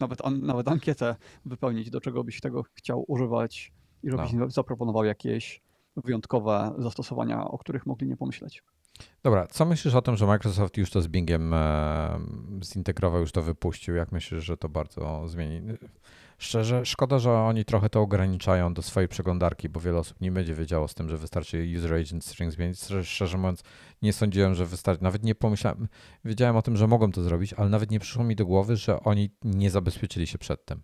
Tak, że... Wszystkich to zaskakuje. Jeszcze nie zdarzyło się, żebym komuś powiedział i żeby on o tym wiedział.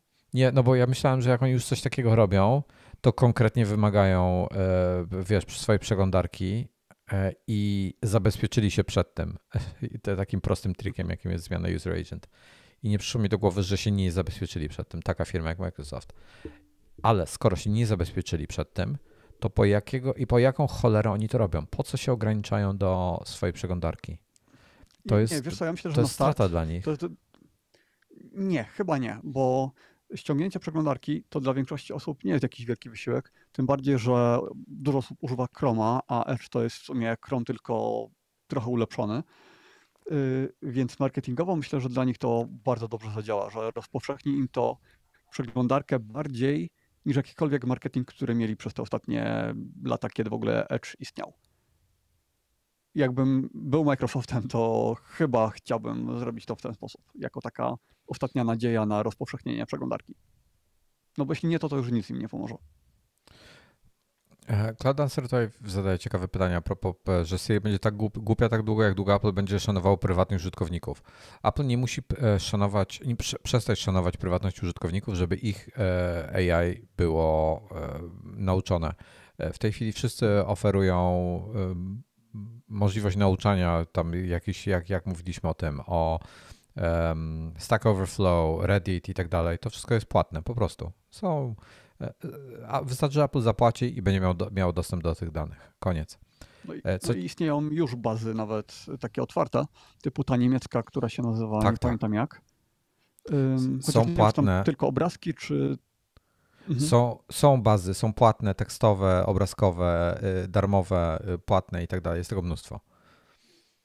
Tak, największy problem to jest to, że niektóre są takie, nie wiem, shady, takie, że nie do końca wiadomo, co w tych bazach jest i czy to na pewno wszystko zostało pozyskane legalnie, więc tutaj Apple tego na pewno by się starało uniknąć. Jest w ogóle, już skoro weszliśmy w ten temat, pamiętasz jak ostatnio wspominaliśmy o tym, że Elon Musk wziął to Microsoftowi chyba zagroził, że będzie ich do sądu podawał za to, że się uczyli, że czy OpenAI, czy Microsoft, że tak, to było z Microsoftem, to była ta zadyma. Co Microsoft się wycofał, wywalił Twittera ze swoich narzędzi do publikowania reklam, wywalił Twittera i Elon Musk powiedział, że ich poda do sądu za to, że się nauczali AI treściami z Twittera. Teraz tak, mało znany fakt, MZF, hashtag MZF. Twitter miał podpisaną z Microsoftem umowę na $2 miliony miesięcznie za to, żeby im udostępniać API, żeby mogli korzystać z tych treści do nauczania maszynowego właśnie. Był kontrakt. Więc Elon Musk żyje znowu w swoim świecie. I tak może już płynnie przejdę do tematu, że Elon Musk na Twitterze jest konto NPR. NPR to jest National Public Radio, tak się nazywa? W Stanach Zjednoczonych. Opisał ich konto jako, to jest właśnie, czekaj, jakoś było, opisał ich konto, bo on nie lubi NPR, więc oznaczył ich Another konto. company. Jak? Ja tutaj widzę coś w cudzysłowie another company. Czekaj, szukam funded. Dobra, government. Okej, to było opisane jako government funded. Tak było, bo próbuję dokładnie znaleźć hasło, natomiast tutaj ten artykuł jest, że jest government funded. Potem zmienił to jakoś tak na łagodniejszą wersję, a teraz chyba usunął to z ich konta. I oni w proteście, bo to nie jest prawdą, w proteście przestali publikować. Mają tam 30 kont na Twitterze czy coś. Przestali publikować jakiekolwiek treści na swoich kontach. Ale oni z tych kont korzystają. I teraz tak, w zapisie Twittera jest napisane, że dopóki korzystasz z swojego konta, czyli wystarczy, że wchodzisz na nie, jesteś zalogowany na nim, nie musisz nic pisać, to wiesz, konto jakby nie zabiorą ci go za nieaktywność, tak? A tutaj i zresztą Twitter, nawet jak ktoś przestaje korzystać z konta, to nie pozwala nikomu korzystać z tego konta. Powodów jest wiele. Głównie chodzi o podszywanie się pod kogoś. Wiesz, ja na przykład gdyby gość, który miał małpa Moridin na Twitterze bez jedynki, gdyby mi oddał to pewnie nikt by nie zauważył, tak? Bo on nic nie pisze, on trzyma to konto tylko i ma w opisie na tym, że sprzedaje za $1 milion. Taki ma opis.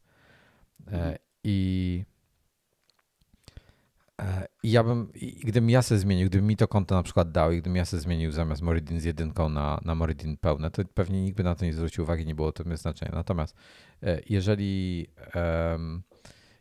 NPR nagle, pod kątem NPR, jak Musk napisał, oddałby konto do National Pumpkin Radio, to pewnie wiele osób by to wprowadzało w błąd. Więc chodzi o to właśnie, żeby takich rzeczy nie robić. Dlatego Natomiast jak ci powiedzieli, że przestają pić, czyli tak, Musk zaczął zadymę z nimi i potem wysłał im e-maila, to skoro przestajecie pisać na swoich kontach na Twitterze, to mamy je przepisać na kogoś innego, na jakąś inną firmę?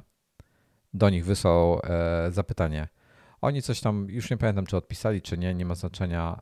On im potem wysłał e-maila "You suck". To jest w ogóle dla mnie niepojęte. To jest dla mnie niepojęte, jak gość, niby poważny gość, ważny biznes, tak? I w ten sposób traktuje. W ogóle to jest precedens, jeśli chodzi o media. No wiesz, media ogólnie się zastanawiają, co robić, tak? Jak on sobie zacznie w ten sposób z nimi pogrywać, żeby się A on za mediami nie przepada, to wiadomo, tak? No, przypomnijmy, że jak teraz się wyśle maila na adres PR-u Twittera, to w autoodpowiedzi dostaje się emotikona kupy. Tak. Tyle. Wiesz co, jeszcze chciałem się odnieść follow zrobić do tego. Ty powiedziałeś, bo ja powiedziałem, że on jest po prostu głupi, ten gość. I ty powiedziałeś, że on nie może być taki głupi, skoro tyle pieniędzy zarobił. Ale... Nie chodzi tylko o pieniądze, ale o to, co jego firmy zrobiły. Loty w kosmos i tak dalej. Tak, ale to nie on robi, tylko to robią inni ludzie, a on się w firmy ale wkupuje. trzeba tym zarządzać jakoś. To trzeba... Nie można być kompletnym idiotą, żeby zrobić aż taki biznes. Ale on nie musi być. Tak, on nie musi być kompletnym idiotą. On wystarczy, że ma odpowiednich ludzi i jest tylko trochę idiotą. A patrząc po tym, jak się zachowuje, to jest i wiesz, i programistą to na pewno nie jest. Zresztą, myślę, że on jest bardzo inteligentny, ale ma problemy z psychiką jakąś i jakieś Tak, Ja myślę, że on ma jakąś tam wiedzę na pewne tematy, jakieś biznesowe i tak dalej, natomiast nie ma żadnej wiedzy programistycznej. Zresztą tam go programiści wypunktowali, że on nie ma pojęcia, o czym mówi. I no dobra, ale nie, do geniusza to mu naprawdę to bardzo daleko, moim zdaniem. Patrząc po tym, jak on się zachowuje, jakie rzeczy wygaduje. Więc tyle, jeśli chodzi o Muska. Jak to ktoś powiedział kiedyś, jak zarobić małą fortunę na social media? Zacząć z dużą fortuną.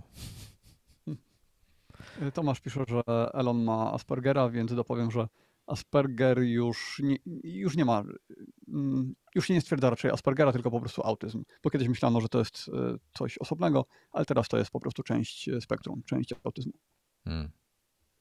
Dobra, to tyle. Słuchaj, kończymy na dzisiaj? Bo mam jeszcze mnóstwo tematów teoretycznie, ale to takie...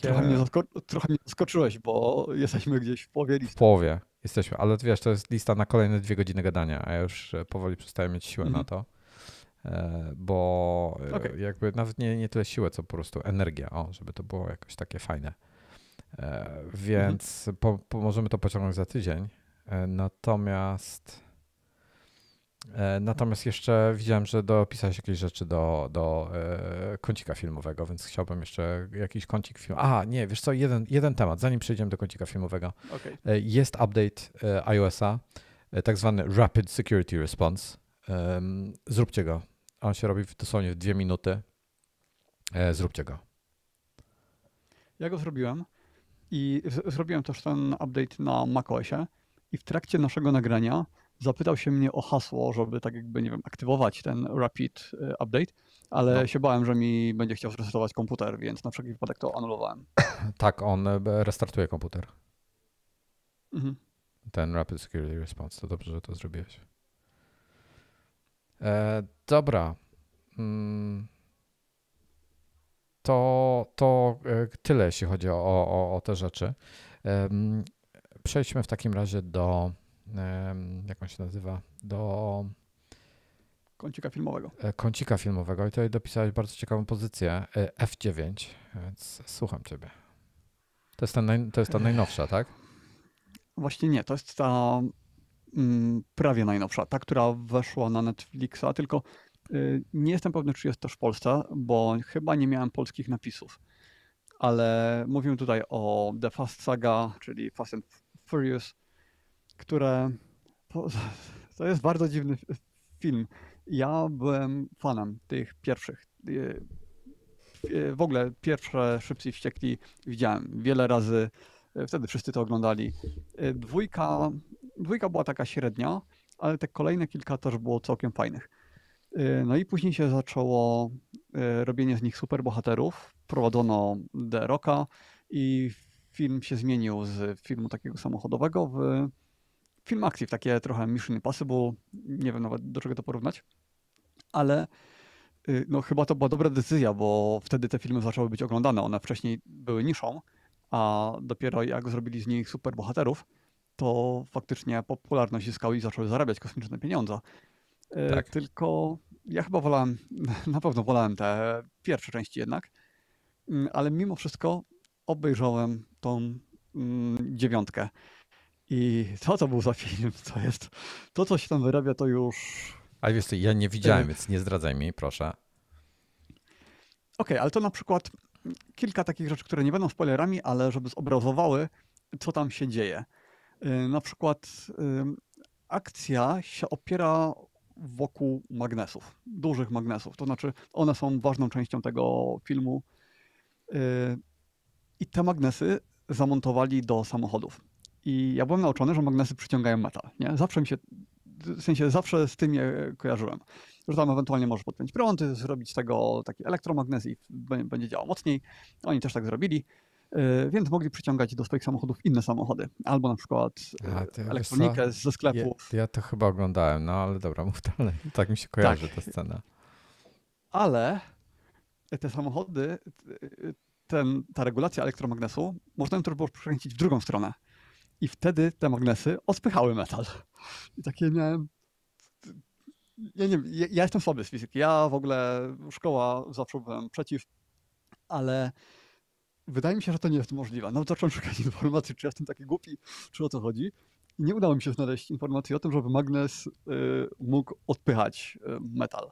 No chyba, że był wcześniej namagnesowany, no to tak, ale nie wiem, jakby to tam miało działać. W każdym razie duża część akcji się o to opierała. No i przypomniały mi się te memy, że jak akcja się działa w Dubaju tam kilka części temu, jak ludzie się nabijali, że to już jest tak absurdalne wszystko, że już tylko w kosmos teraz mogą polecieć, że to już tylko to może być jeszcze bardziej absurdalne. No więc w 9 części lecą w kosmos Pontiaciem, z samochodem, w sensie autentycznie. Jest tam scena, w której lecą Pontiaciem w kosmos i rozwalają satelitę. Szybcy i wściekli. Więc to mówi wiele o tym filmie. Tylko, żeby to jeszcze było takie, nie wiem, ciekawe albo komediowe, no to raczej nie. To akcja mnie nudziła chyba nawet bardziej niż w poprzednich częściach. I do tego stopnia mnie ten film zniechęcił, że już kolejnej części chyba nie będę oglądał. Chyba się już poddałem, jeśli chodzi o tą serię. Także ja nie polecam. Więc Bing Chat podpowiedział mi, że to jest nierealistyczne, ponieważ te magnesy musiały być w rzeczywistości, żeby tak działało, musiały być bardzo, bardzo silne, nie da się takich zrobić. I samochody musiały być skonstruowane ze specjalnych materiałów, aby nie oddziaływały też na samochody te magnesy. Właśnie, bo tam w ogóle było tak, że jak oni przyciągali te wszystkie rzeczy, to ich samochód był w pełni stabilny. To nie jest tak, że ten samochód też się przyciągał do tego metalu, w jakiś sposób tracił na sterowności i tam zaczęło się przechylać czy cokolwiek. Nie, on po prostu cały czas wszystko normalnie. Dobra. Filmów jest sporo. Ja od razu taki szybki rundown zrobię. Pierwszy to był The Fast and the Furious, kiedy aktor, który już niestety nie żyje, bardzo lubiany zresztą. Bo to jeszcze jest Hobbs and Shaw. A to było później. Paul Walker, ten taki blondynek, on niestety zmarł. I co było później? Później zmarł. Nie, Hobbs and Shaw, czy jak to się nazywa, Tak. było chyba części 5 czy 6, jakoś tam później.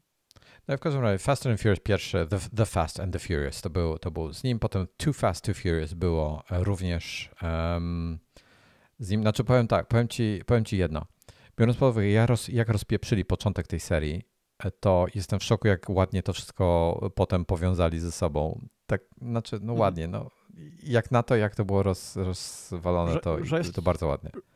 Że jest jakaś ciągłość historii. Tak, The Fast and the Furious Tokyo Drift, to się okazuje, to był trzeci film, ale tak naprawdę to było na linii czasu, to było mocno w przyszłości. W Tokyo Drift na sam koniec się pojawił Vin Diesel, pojawił się też, nie pamiętam jak on się nazywał w filmie, ten Japończyk taki, ten Azjata Japończyk, który tam... Znaczy to był główny bohater chyba, chyba o nim mówisz. Tak. On w późniejszych filmach grał już z całą resztą. A, tak. Mhm. Jego imienia nie pamiętam, ale... Tak, dowiedzieliśmy się, dlaczego był taki smutny cały czas w tym filmie, co zresztą tego naciągnie. Potem znowu wrócili do Paula Walkera, Vina Diesel i dziewczyn tam, czyli Michelle Rodriguez i siostra Vina, nie pamiętam jak miała na imię. Potem czyli czwarta część to było Fast and Furious, piąta część to była Fast Five. Piąta była jakaś taka piąta chyba mi się podobała. Piąta była jakaś taka w miarę fajna. Szósta już nie pamiętam, co się działo zupełnie. Fast and Furious 6. Potem było Furious 7. Ważne jest tylko jedno. Kiedy pojawił się Rock w tej serii? Bo to była ta zmiana taka bardzo drastyczna. Właśnie... I to sprawiło, że w 2017 roku, a nie, w 2017 roku. W szóstce już był Dwayne Johnson, w piątce już był. Fast Five już był Dwayne Johnson. A, to na co ja patrzę? A, dobra. Jordana Brewster się nazywała siostra. Tak, Fast Five, 2011 rok. już był Dwayne Johnson, The Rock. Mhm. Tak, czyli to był ten przełom dla serii.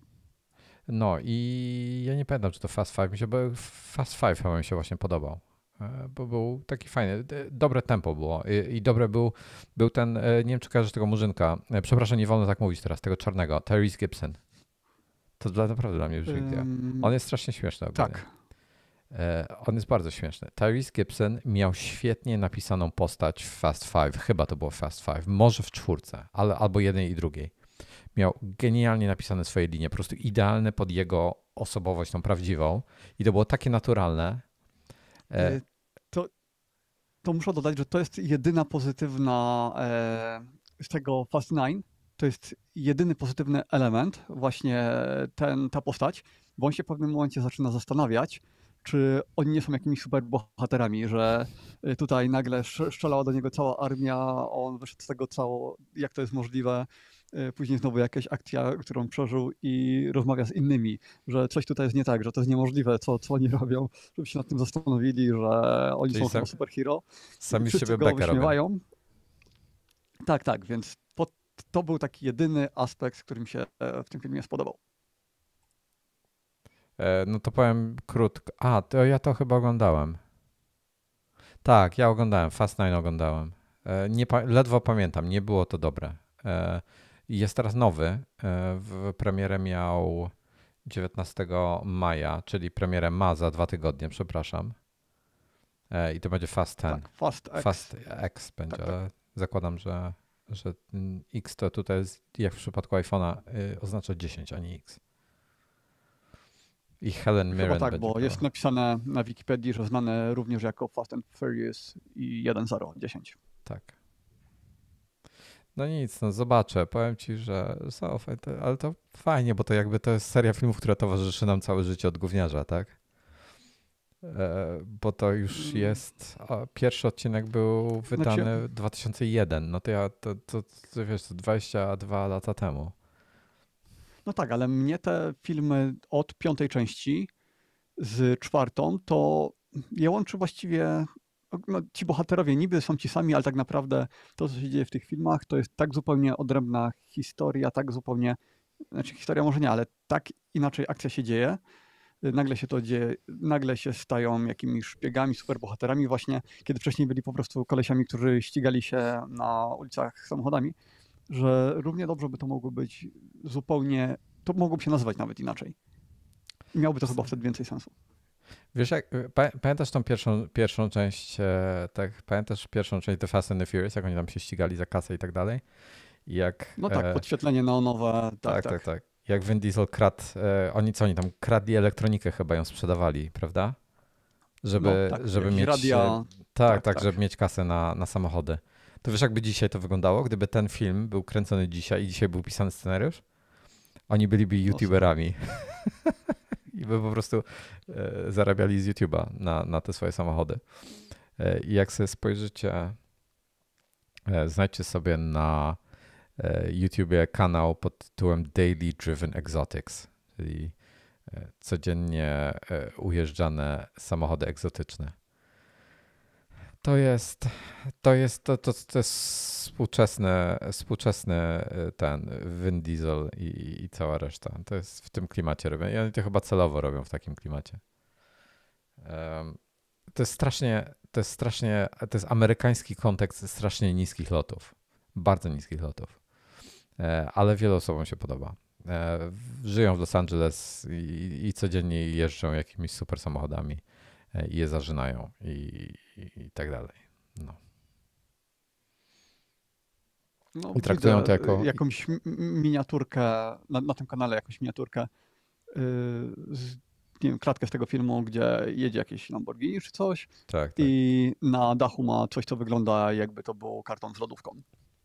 Tak, bardzo możliwe. Jakby sobie koleś transportował z MediaMarktu lodówkę. No. To tak sobie wyobrażam, gdyby dzisiaj Fast and Furious nagrywali, to tak sobie wyobrażam jakby to, co oni robią.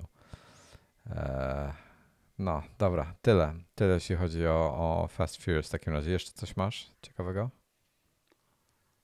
To jest sporo pozycji dodałeś, widzę. To są pozycje, które są dodane na liście już bardzo, bardzo dawno temu. Ja je tylko przerzucam wyżej. Ale z filmów, z seriali, które widziałem dawno temu i z seriali, które są jednymi z najlepszych, jakie kiedykolwiek w życiu widziałem, to polecam wszystkim Dobre miejsce. I nie jestem pewny, czy to jest na Prime, czy na Netflixie. Zaraz sprawdzę i wpiszę w notatki. Ale to jest serial, w którym główni bohaterowie umierają i trafiają do tego dobrego miejsca, czyli do czegoś tam w rodzaju nieba. To jest serial? I sobie tam, tak, i sobie tam żyją. Natomiast Oryginalny tytuł The Good Place i jest to na Netflixie 4 sezony. Tak, i to jest zamknięta historia, napisana w taki sposób, że chyba faktycznie mieli pomysł od początku do końca, jak to wszystko ze sobą spleść. Fabuła, o dziwo, jest całkiem fajna, mimo że to jest komedia. I ja bym bardzo chciał powiedzieć więcej o tym serialu, bo tam są poruszane bardzo ciekawe koncepty, ale to będzie też jednocześnie bardzo, bardzo duży spoiler do tego, co się dzieje w kolejnych sezonach, a nawet w kolejnych odcinkach, więc w zasadzie nie mogę o tym serialu kompletnie nic powiedzieć, żeby wam nie rozwalić tego fanu z odkrywania, co tam się dzieje. Zobaczcie, nie znam nikogo, komu by się to nie podobało. I to jest serial bardzo, bardzo wysoko oceniany. Zaraz sprawdzę, jak bardzo.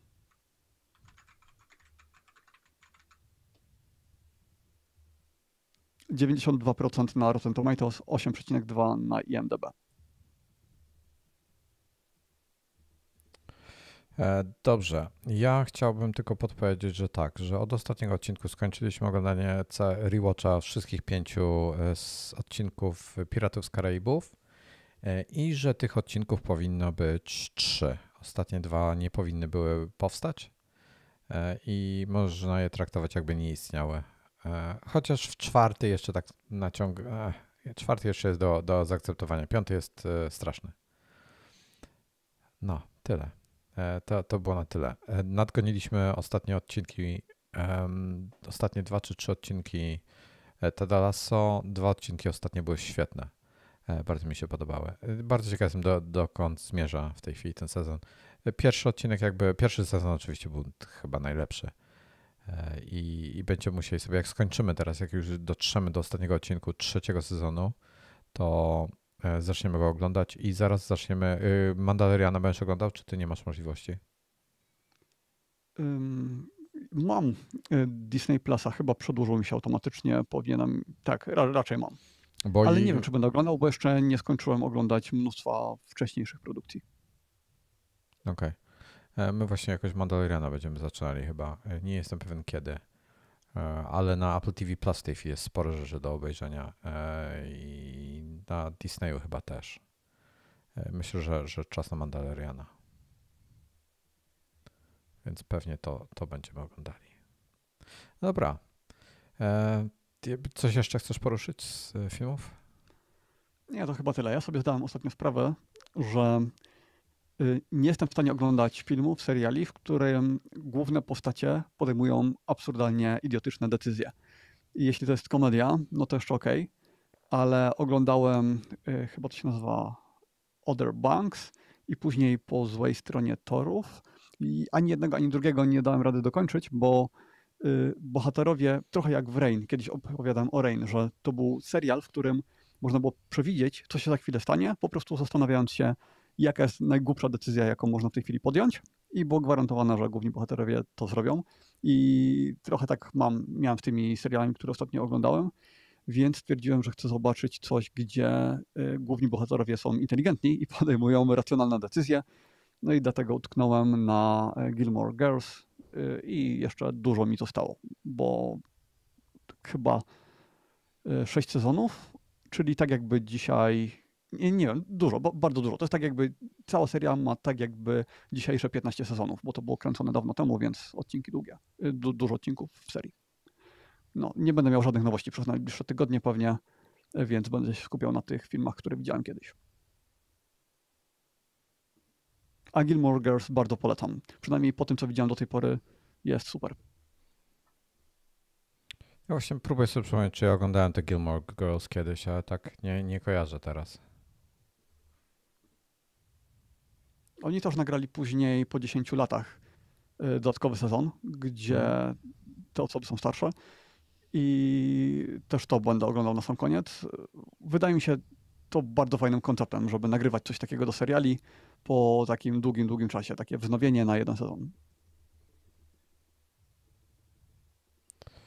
No właśnie próbuję sobie przypomnieć teraz. W ogóle jest bardzo dużo pozycji w tej chwili na Apple TV Plus, które trzeba nadrobić. Przypomnij mi, czy ty oglądasz Inwazję? Oglądałem i ona się strasznie dłużyła. Z jednej strony była fajna, ale z drugiej potwornie powoli akcja się działa. Tak naprawdę ekstremalnie. Okej, bo tak się właśnie zastanawiam, czy nie pooglądać tego.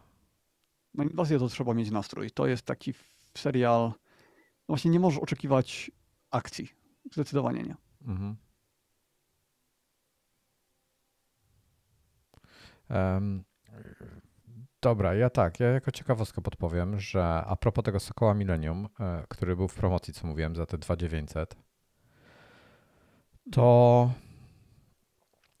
jest promocja się kończy dzisiaj i nie znalazłem go nigdzie taniej i właśnie za niego płacę.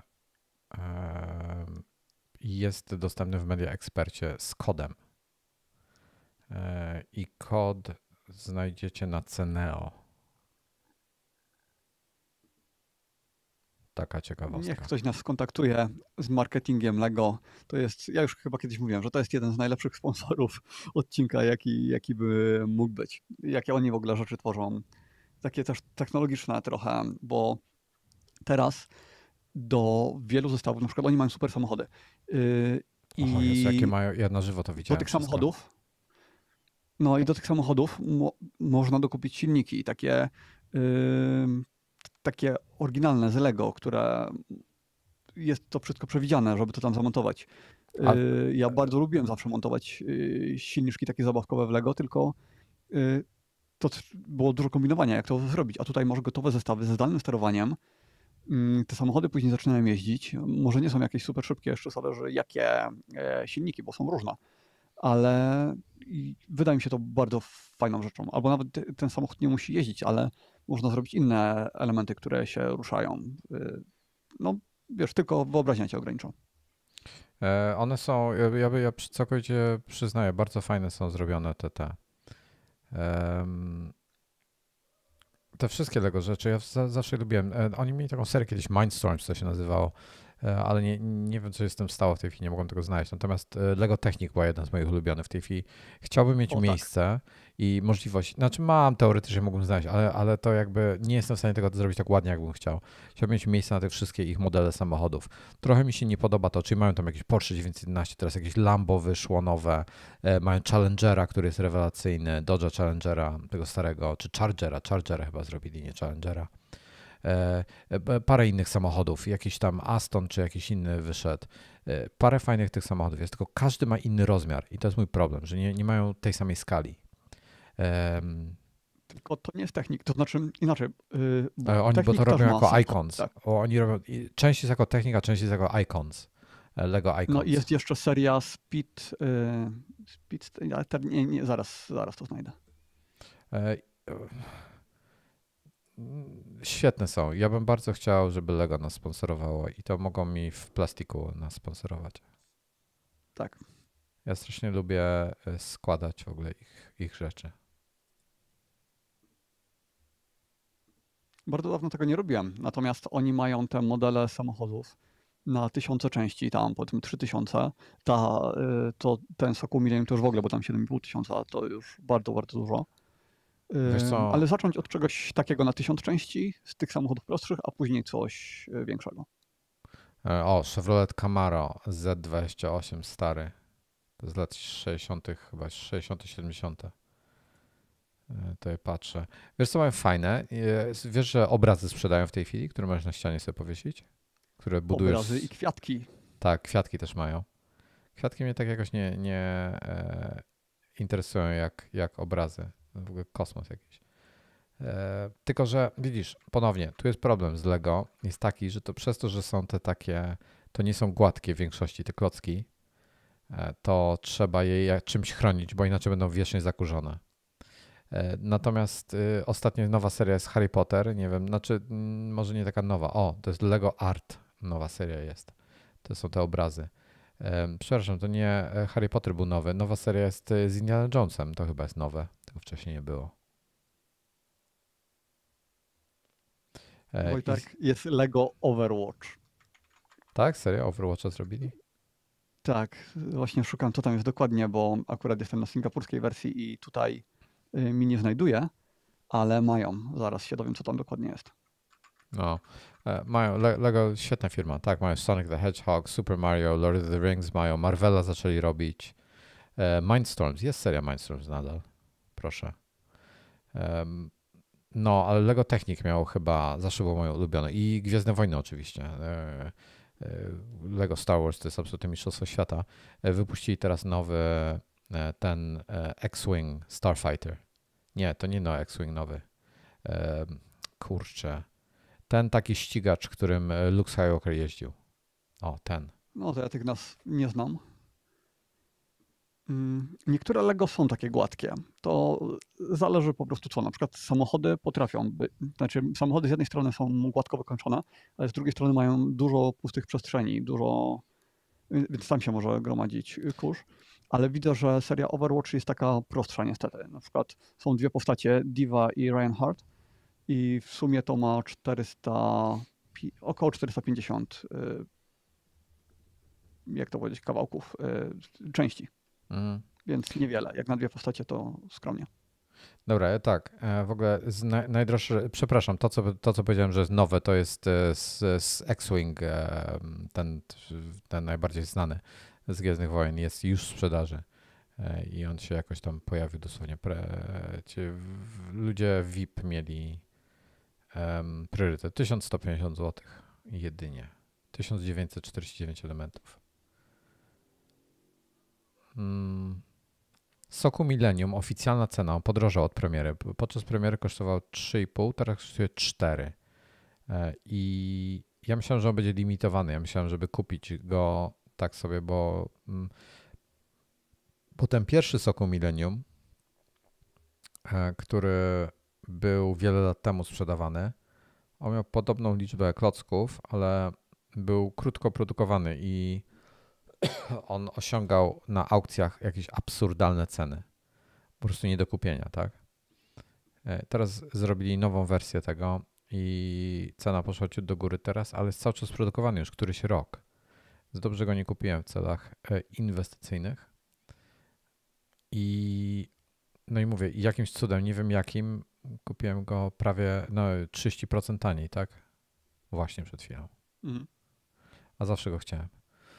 Więc będzie to mebel. Niestety nie ma miejsca. Mają jeszcze AT-AT 4000 zł. Brzeszczota mają 2900 prawie złotych. Kantyna Mos Eisley, tą widziałem na żywo, tam w sklepie Lego w Kopenhadze jak byłem. 1900 zł. Kanionierka Republiki 1900 zł. Oj, śmigacz Luka Skywalkera za 1150. To też był.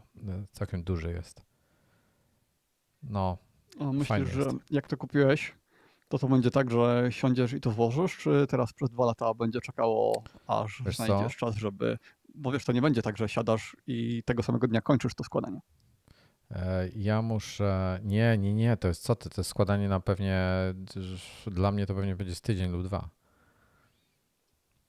Ja myślę, że i tak jesteś optymistą. Myślisz? Nie wiem, na pewno nie będę go składał w tej chwili tak już od razu na dzień dobry, jak tylko dojedzie, więc to chwila mi się na tym zejdzie.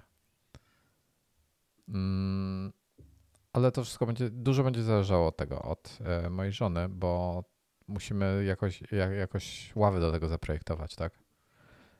Więc nie jestem jeszcze pewien. Zbieram pomysły na ławy do tego. Drewno i szkło. Ewentualnie jakaś pleksja albo coś. No, bo musi być czymś zamknięte.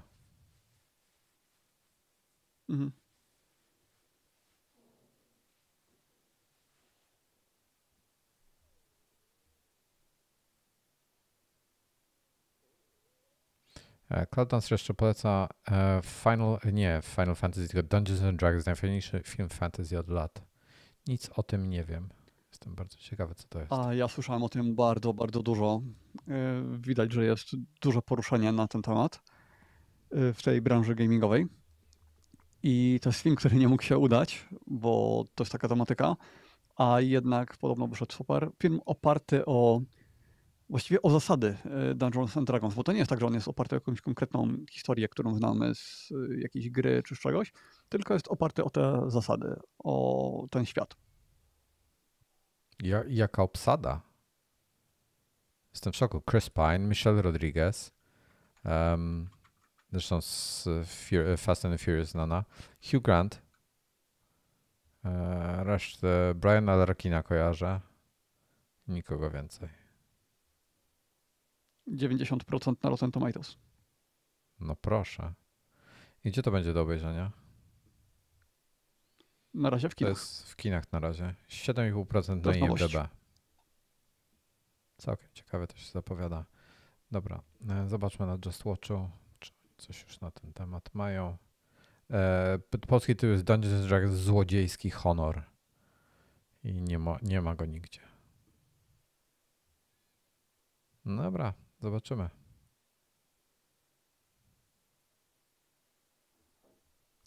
Zobaczę, McCloud jestem Dancer ciekawy. już był 2 razy w kinie na tym. Tak? Aż tak dobre? To pytanie, czy to jest jeszcze jakieś IMAXie, czy coś. W IMAXie może fajnie byłoby to zobaczyć.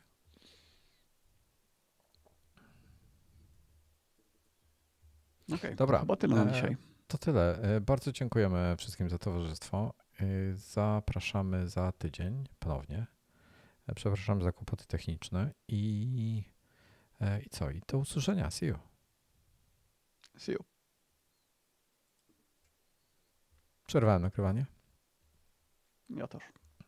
Dobra, jeszcze szedłem na szybko na Cinema City, na repertuar, zobaczyć co oni tutaj. Przestań się pytać o moją lokalizację.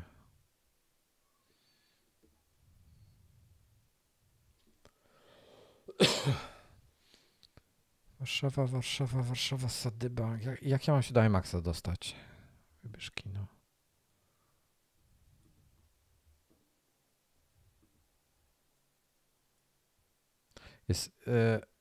Wchodzisz na tą stronę pieprzoną tego Cinema City. Jest tak niezrozumiałe, jak to działa wszystko. Jakieś reklamy, jakieś tego, no kurde. Strażnicy Galaktyki Volume 3 są w IMAXie w tej chwili. Chyba też wysoko oceniani, zaraz sprawdzę. No to ja chyba wiem, na co idę do kina. Iwona, idziemy na Mnie Strażników? 2 się nie spodobała. Nie? Jedynka była To najlepsza. znaczy nie, że się nie spodobała, ale jakoś tak trochę mnie wynudziło, bo były duże zachwyty nad 2 i trochę mnie rozczarowało, trochę mnie wynudziły.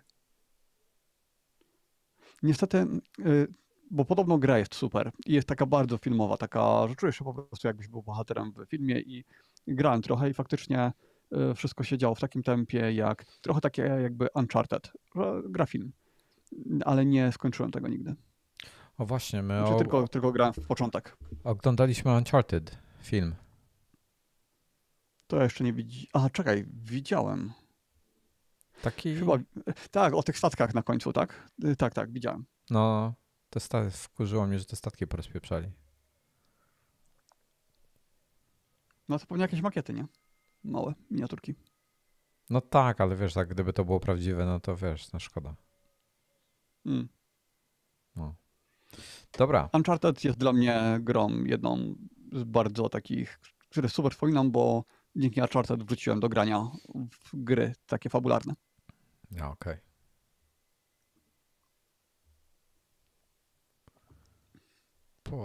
Zmień. Gdzie tu są w tej chwili kina jeszcze? Czy ja jakieś coś mam bliżej? Warszawa Arkadia, Warszawa Galeria Mokotów, Sadyba, Bemowo,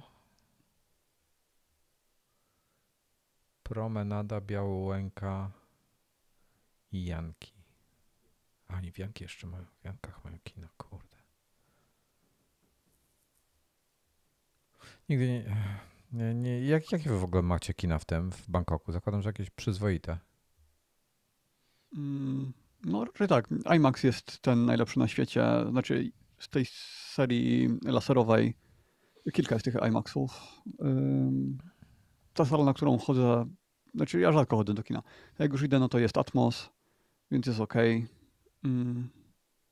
A tak raczej się nie orientuję, bo w sumie wchodzę ciągle do tej jednej. Nie powala mnie jakoś jakością obrazu. Tak, no normalnie, nie jest to ekran OLEDowy. A trochę bym chciał jednak, że jak idę do kina, to żeby jakość była fenomenalna. No, u nas IMAXów w Polsce jest, w każdym większym mieście jest IMAX prawie, że chyba. A co to jest ten nowy ScreenX? Poczuj głębię filmu. To jest chyba ten z ekranami po bokach. Okej, pole widzenia aż 270 stopni. I co tam jest wyświetlane? W sensie jest szerszy kadr, czy co? Szerszy kadr. Masz, jak sobie wpiszesz screen X, to ci się wyświetlą wizualizacje, jak to działa. Chcę na to iść?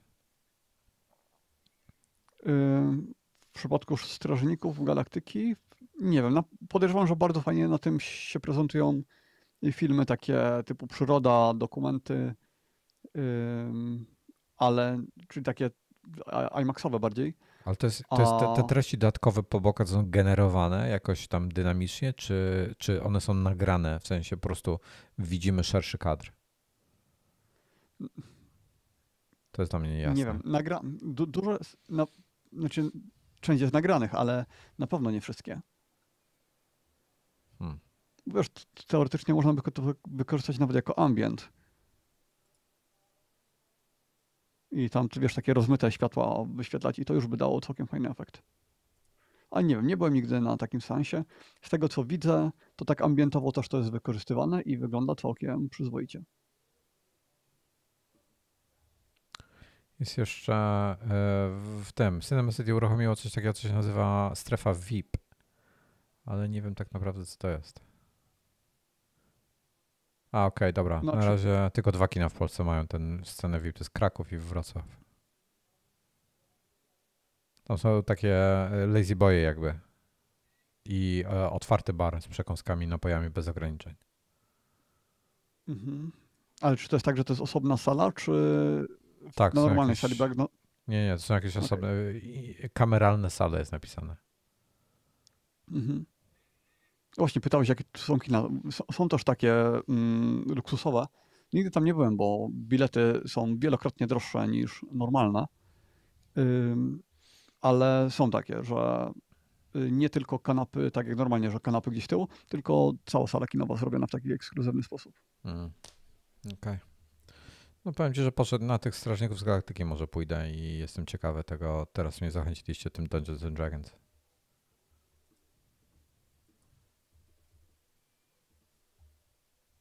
To może być ciekawe. Dobra, ty wrzuciłeś mi plik już? Tak, jest.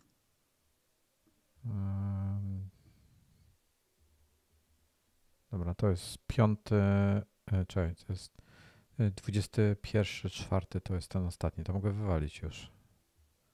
To ja tego nie wykasowałem. Dobra, i music.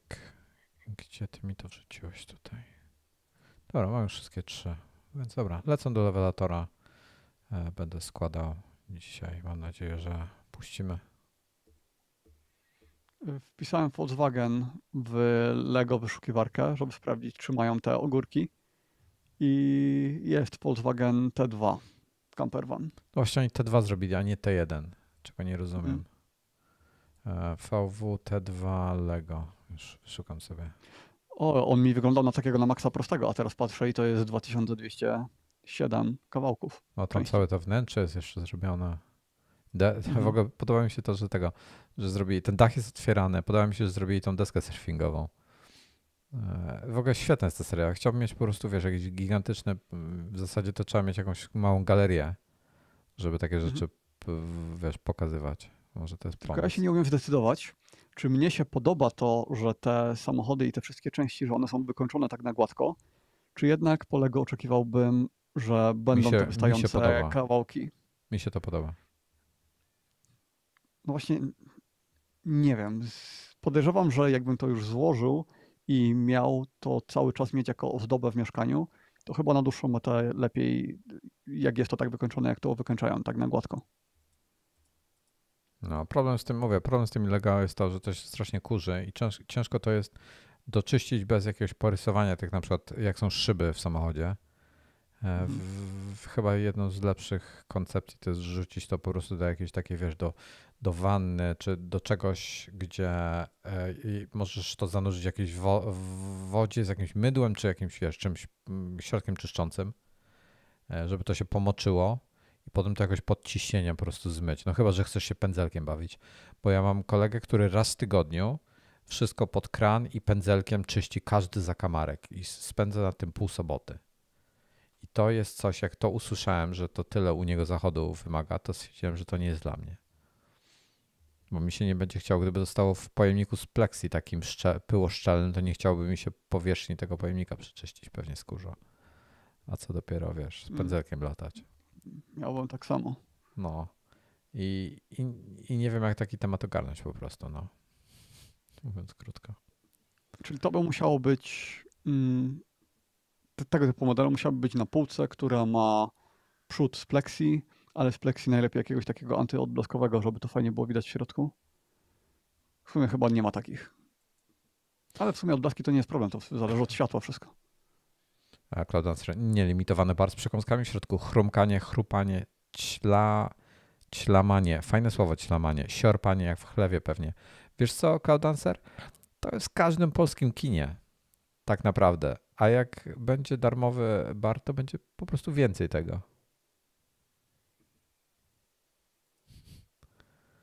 No, swoją świątynią zen w tym pędzelku, pewnie tak jest. Wiesz co, ja przestałem, ja naprawdę nie lubię już chodzić do kina przez innych ludzi tak naprawdę. Gdyby nie było innych ludzi, to kino byłoby fajne. A tak to... Ja nie lubię, bo po prostu nie lubię. Wolę w wolnej chwili móc uruchomić, w każdej chwili zapauzować.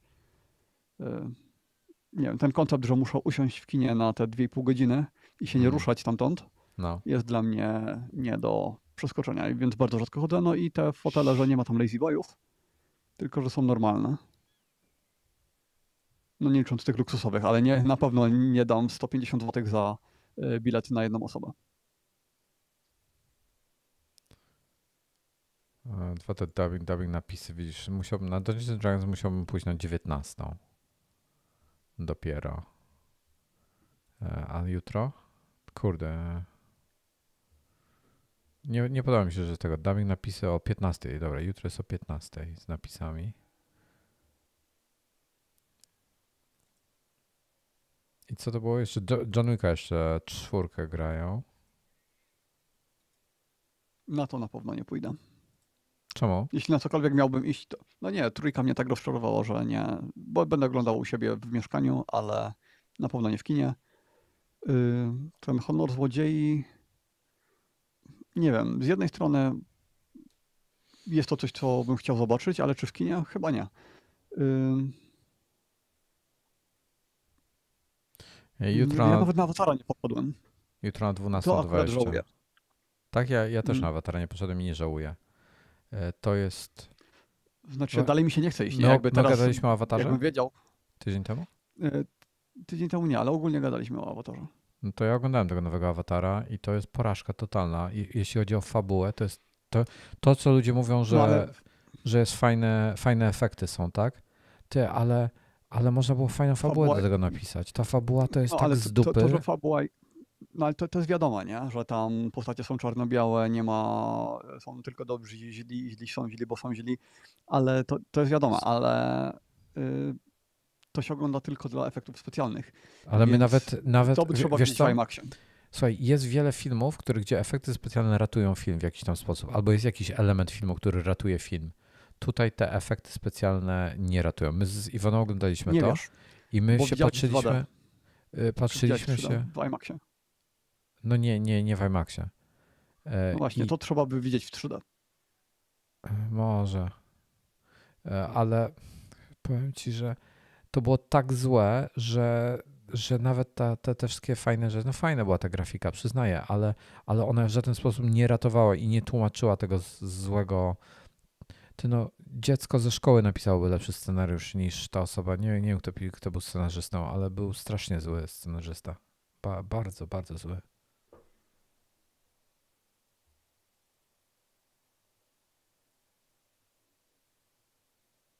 No anyway, nie polecam w ogóle oglądania. To jest strata czasu. Nawet dla efektów. No, dobra, tyle. Już się zdegustowałem. Wiesz, co jest fajne w Media Expercie? Można zamówić dostawę tego samego dnia. Co jest w Polsce rzadko spotykane. Mhm. Dobra, kończymy? No, chyba tak. Okej. Dziękujemy bardzo za afterparty i za tydzień się widzimy. Tomasie, jeszcze takie szybkie, tylko techniczne omówienie. Ja mam tak, przyszły tydzień, to jest tak, raz, dwa. Ja nie wiem, czy w przyszłym tygodniu normalnie możemy nagrywać. Chyba. Ale nie jestem pewien na temat 19, bo ja 18 wracam w nocy jakoś. Ja nie wiem, czy ja rano będę w stanie nagrywać. No to potem się pomyśli. No. Dobra. Okej. Dobra. Dziękujemy w takim razie i see you. See you.